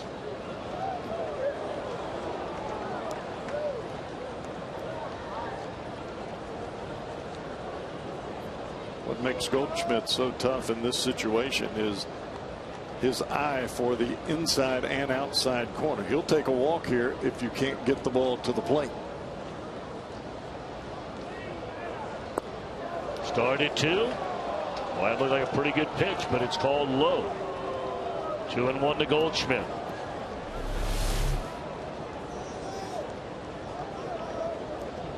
Goldschmidt looking fastball right there. He was gearing up, hips open, front shoulder flying, held up just in time.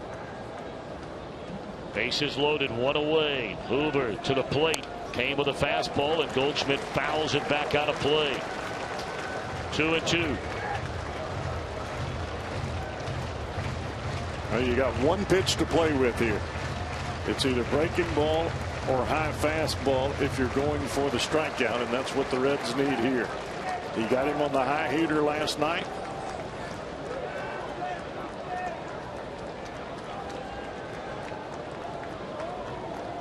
Break even pitch on the way. Fastball up and away. Full count. You see the body action of Goldschmidt there. He was diving out over the plate. He knows where Hoover's going. You just have to decipher, am I going to pull the trigger? Is it close enough? Can I hit it?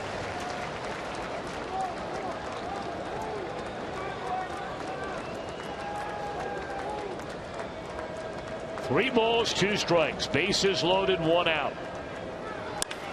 And that is leveled into left field, and Goldschmidt a grand slam.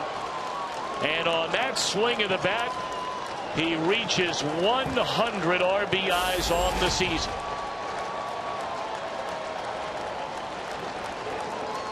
And that is what Goldschmidt has done all year. Late, tight, big. We've talked about clutch hitting for this guy all year long. And it's been clutch pitching for J.J. Hoover. But when the rubber meets the road, at least in this go-round, Paul Goldschmidt comes up on top. And that ball was teed on. 1-0 becomes 5-0, and the scoreless inning streak over for Hoover. That was a fastball right down Broadway. 100 RBIs.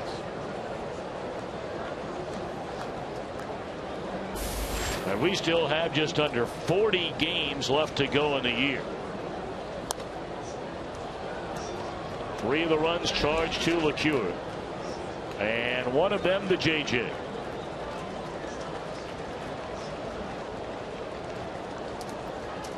Of course, no one knows what the future holds for Goldschmidt. But boy, this has been one magical ride for the Diamondback first baseman. Fly ball center field. This will be out number 2. I mean, we put those numbers up. Runners in scoring position on the year. Talked about the home runs from a 9th inning on. 7 home runs this season. He is hit in the 9th inning or later in games. And man, when they need him to deliver that big RBI, he has stood tall, taller than anybody in the National League so far.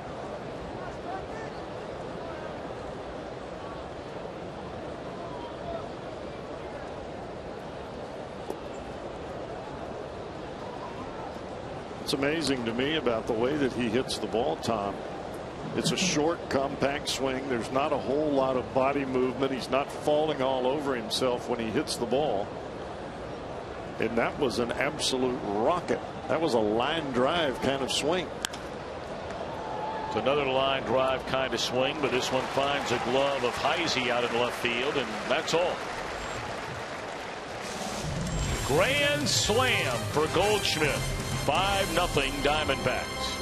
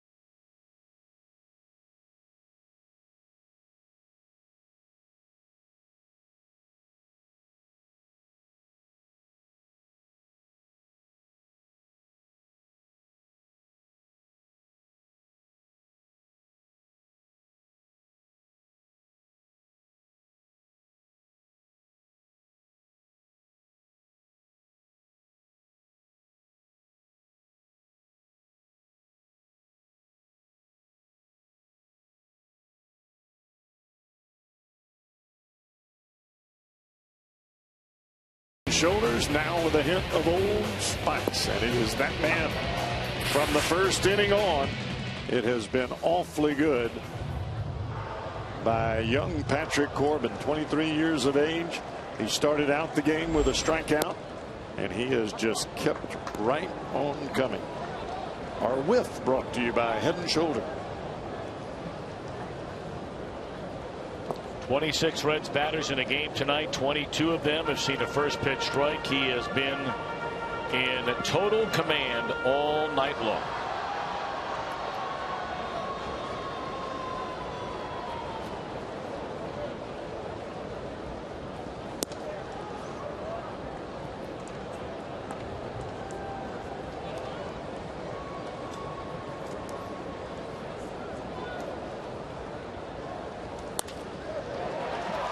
Base hit by Kozai. That comes leading off the 8th inning. Reds still have 2 more cracks at him. And we've talked about a number of the leaks in the Arizona bullpen that they've had trying to, patch things together sometimes. Now, Corbin figures at 84 pitches to be nowhere near being taken out of this game.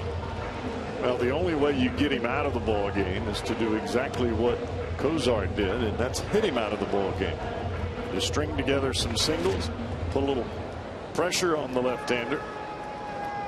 See if you can't get him to run.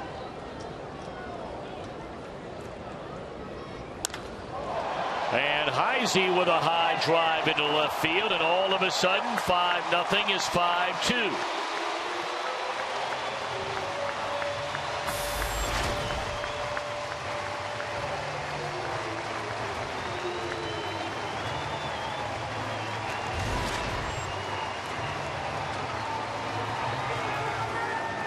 We had Cesar Izturis lead things off for the Reds in the 6th inning with a strikeout. And Heisey was on the bench. He comes off the bench here with a runner aboard. And it pays off.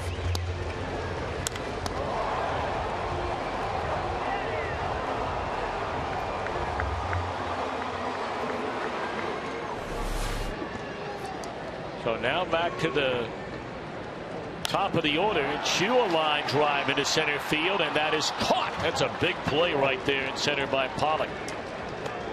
Well, all of a sudden that thing falls, and you're talking about a little momentum behind you. Pollock with a great jump in center field. And we've seen this kid run from left to right center and the base paths as well. Tremendous speed, great strides. And as we talk with Jay Bruce a lot of times, those first 2 steps are big.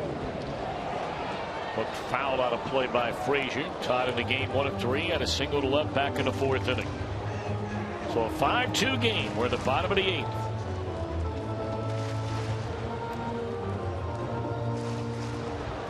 And while the Diamondbacks got that grand slam from Goldschmidt, the Milwaukee Brewers have scored 4 times to take a 2-run lead in the bottom of the 4th inning. 5-3 leading St. Louis.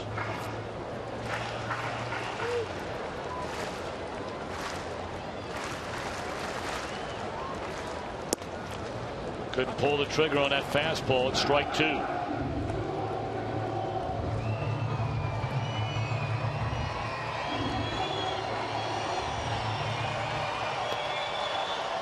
Or Corbin just doesn't let up. He just keeps coming at you.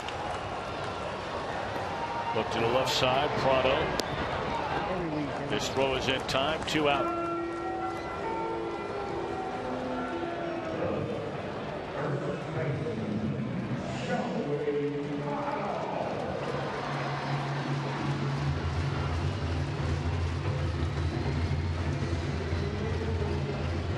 Yeah, you look back at the dive by Pollock, how big that would have been had that ball fallen.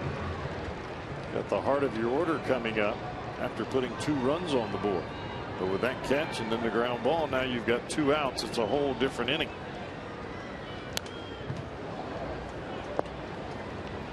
Well, the lefties have just been worn out tonight by Pollock. By Corbin. There is no 2 ways around it. Chu 0 for 4. Votto 0 for 3. Bruce 0 for 3. And 6 strikeouts between the 3.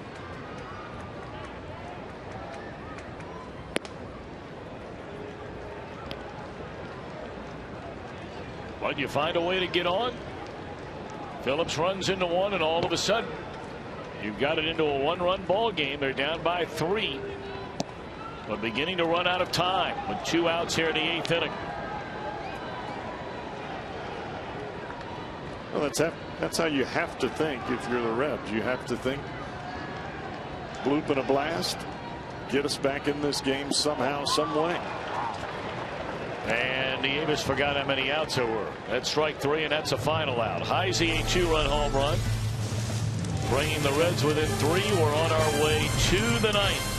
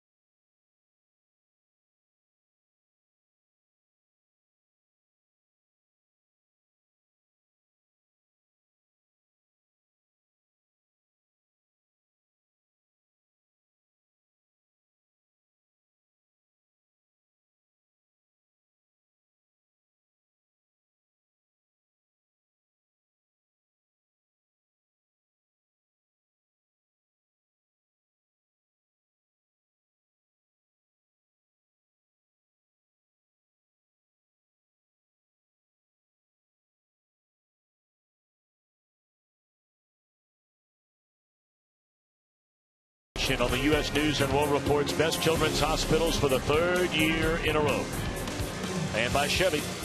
Stop by your Tri-State Chevy dealer. Check out their great line of fuel-efficient vehicles.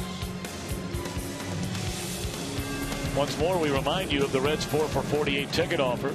Reds and the Brewers beginning this Friday. Stick around after the game. Enjoy a post-game fireworks show presented by Cincinnati Northern Kentucky International Airport. For tickets, see the Reds and the Brewers this Friday, 381 Reds, or visit reds.com/tickets. Tony Cingrani, the front 3 2/3, left with a strained lower back. Allowed 1 run in the game, and he is still the pitcher of record in this one. Alfredo Simon, no hit, no run, 2 1/3 innings out of the pen. LeCure, an inning and a third, charged with 3 runs after Hoover surrendered the grand slam to Goldschmidt. And now it's Logan Ondrusek for the 9th inning. You know, you look at that inning where they hit the grand slam. The Reds have not given up. I don't know when I can think back to where they've had an inning like that out of the bullpen. It has been so consistent that you kind of shake your head when something like that happens, because it just has not happened this year to this pen. Well, really, the last time it happened is when J.J. Hoover, the last time he had allowed a run, remember that Sunday night against the Cardinals when Curtis Parch was brought in his major league debut with the bases loaded and gave up the grand slam. Way long time ago. Yeah.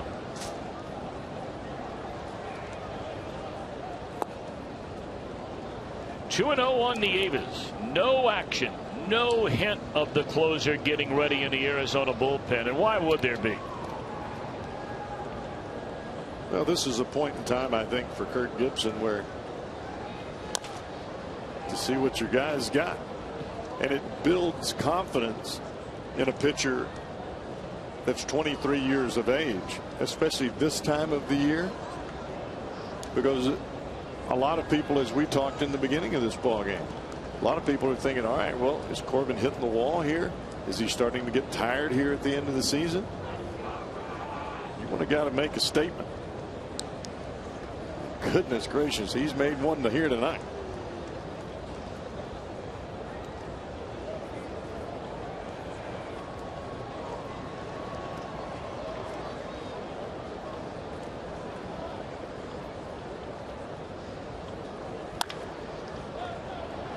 Into center field, that'll be a base hit.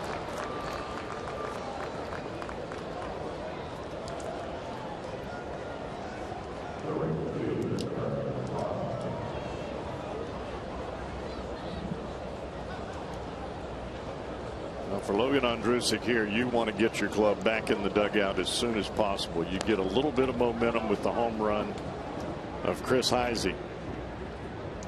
But you have a long inning here and you struggle a little bit. It takes all that momentum right out of your sails.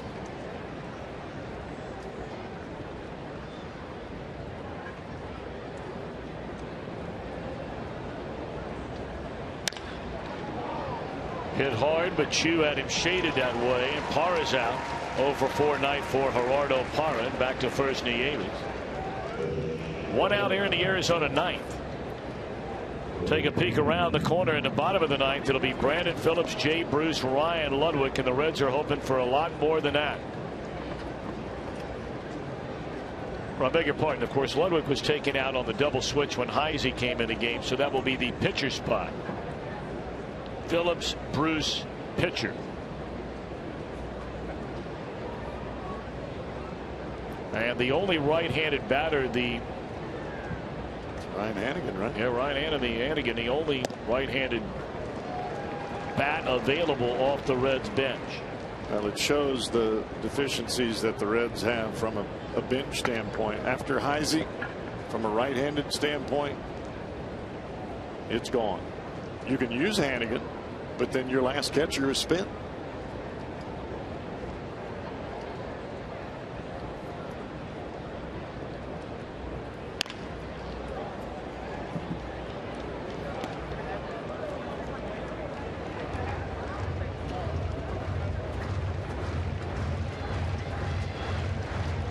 Talk so much about having the availability of Ryan Ludwig back to play. It gives you that weapon off the bench in Heisey, but you only have one bullet in the gun.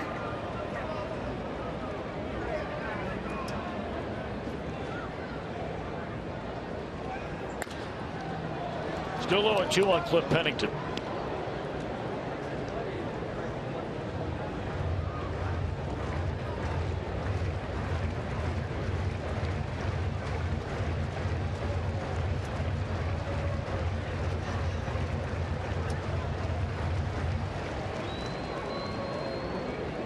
Kirk Gibson tonight virtually emptied his bench of right-handed batters.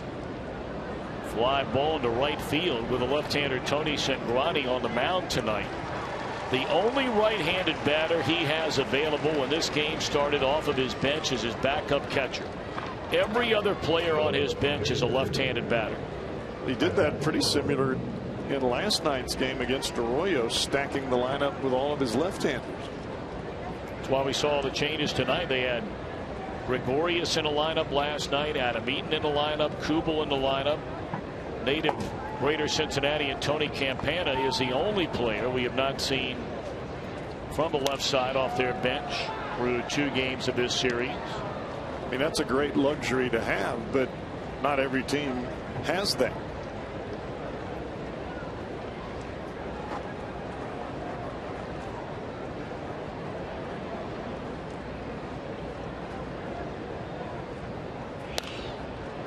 Oh, and 2 on Corbin. How many times this year, Tom, have you seen the opposing pitcher hitting in the 9th inning?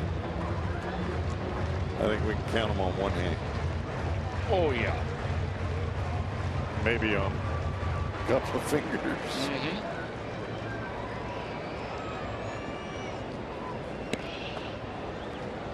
And make no mistake about it, Corbin has helped himself at the plate tonight. Yes, he has. He's walked and got himself a hit. And of course, that base hit came with 1 out in the 8th inning, which set the stage for what turned out to be the 4-run blast off the bat of Goldschmidt that took this from a 1-0 game to a 5-0 game. Remember, Corbin was up there with 1 out and nobody on in the 8th inning of a 1-0 game. We see that so many times where you don't get out the bottom of the order, the 8 or the 9-hole hitter. You roll the order over and you get back to the top hitters in the lineup, and then trouble. Well, this ought to do it. So here we go in the bottom of the 9th inning. Reds have Phillips, Bruce, and a pinch hitter. Down 3.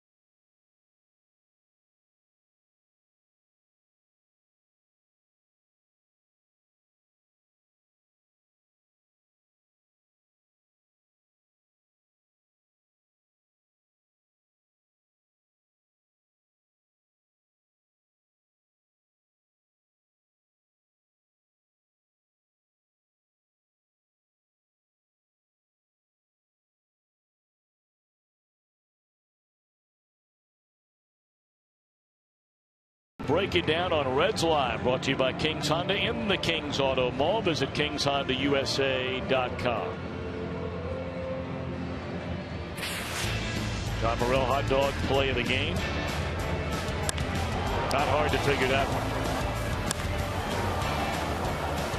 Grand slam by Paul Goldschmidt. Came in as a National League leader in RBIs with 96. And on that swing, he reaches the century mark. You know, as that ball reached the stands, there was a fan out there in the left field bleachers that actually dove horizontally to try to catch that ball. It bounced off of his hands, but I think his rib cage and his hip hit two different seats. Oh, that's got to hurt. Yeah. Not sure that was the smartest play. I mean, that's really got to hurt. Check out this guy right there. Oh boy. That's going to leave a mark. Hope he's all right. Off the hand, off the rib. Mama. Help. Oh, man, that had to hurt. All right, bottom of the ninth inning. And Corbin trying to finish what he started here tonight. He's allowed 6 hits, 2 runs. The only 2 Reds runs came on a 2-run home run by Heisey 1 inning ago. Reds down 3. And this will be out number 1.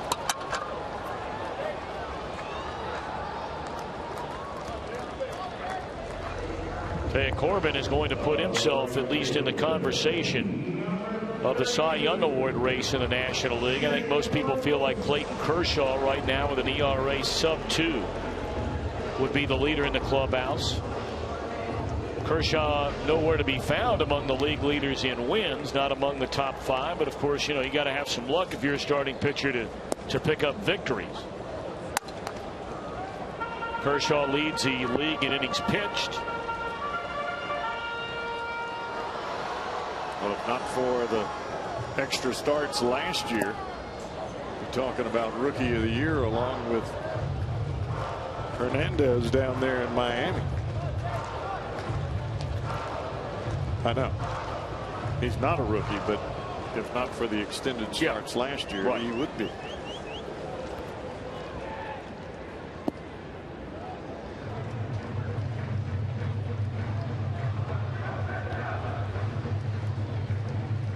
Corbin 2 outs away from going to 13-3. This one not in the books yet.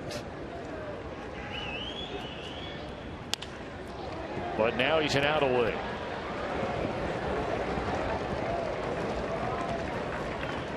Corbin's pitch count exactly 100 on the night.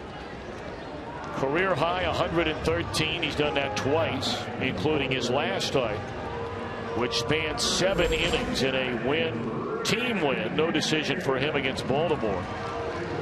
He has 1 career complete game, and that came this season. I think every manager wants their starter to feel as though they should finish what they start. The case was made for Wade Miley last year, and now here's Patrick Corbin. Some good young starters in that Diamondbacks chain, as well as the Reds. I'm sure they'll be facing each other for a long time to come. Who knows, they might be facing one another after the next 2 days of this series in a little over a month. One never knows. Hannigan loops one into right, and that is a catch by Parra, and that's the old ball game. A complete game 6 hitter, giving up 2 runs is Patrick Corbin. Strikes out a season high 11. His 2nd complete game of the year, 2nd of his career. Arizona evens this series at a game apiece here within 5 of the Reds in the National League wild card with a 5-2 game 2 win here tonight.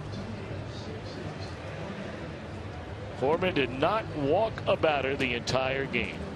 It was his night. Reds Live coming up next. Reds fall to the Diamondbacks 5-2.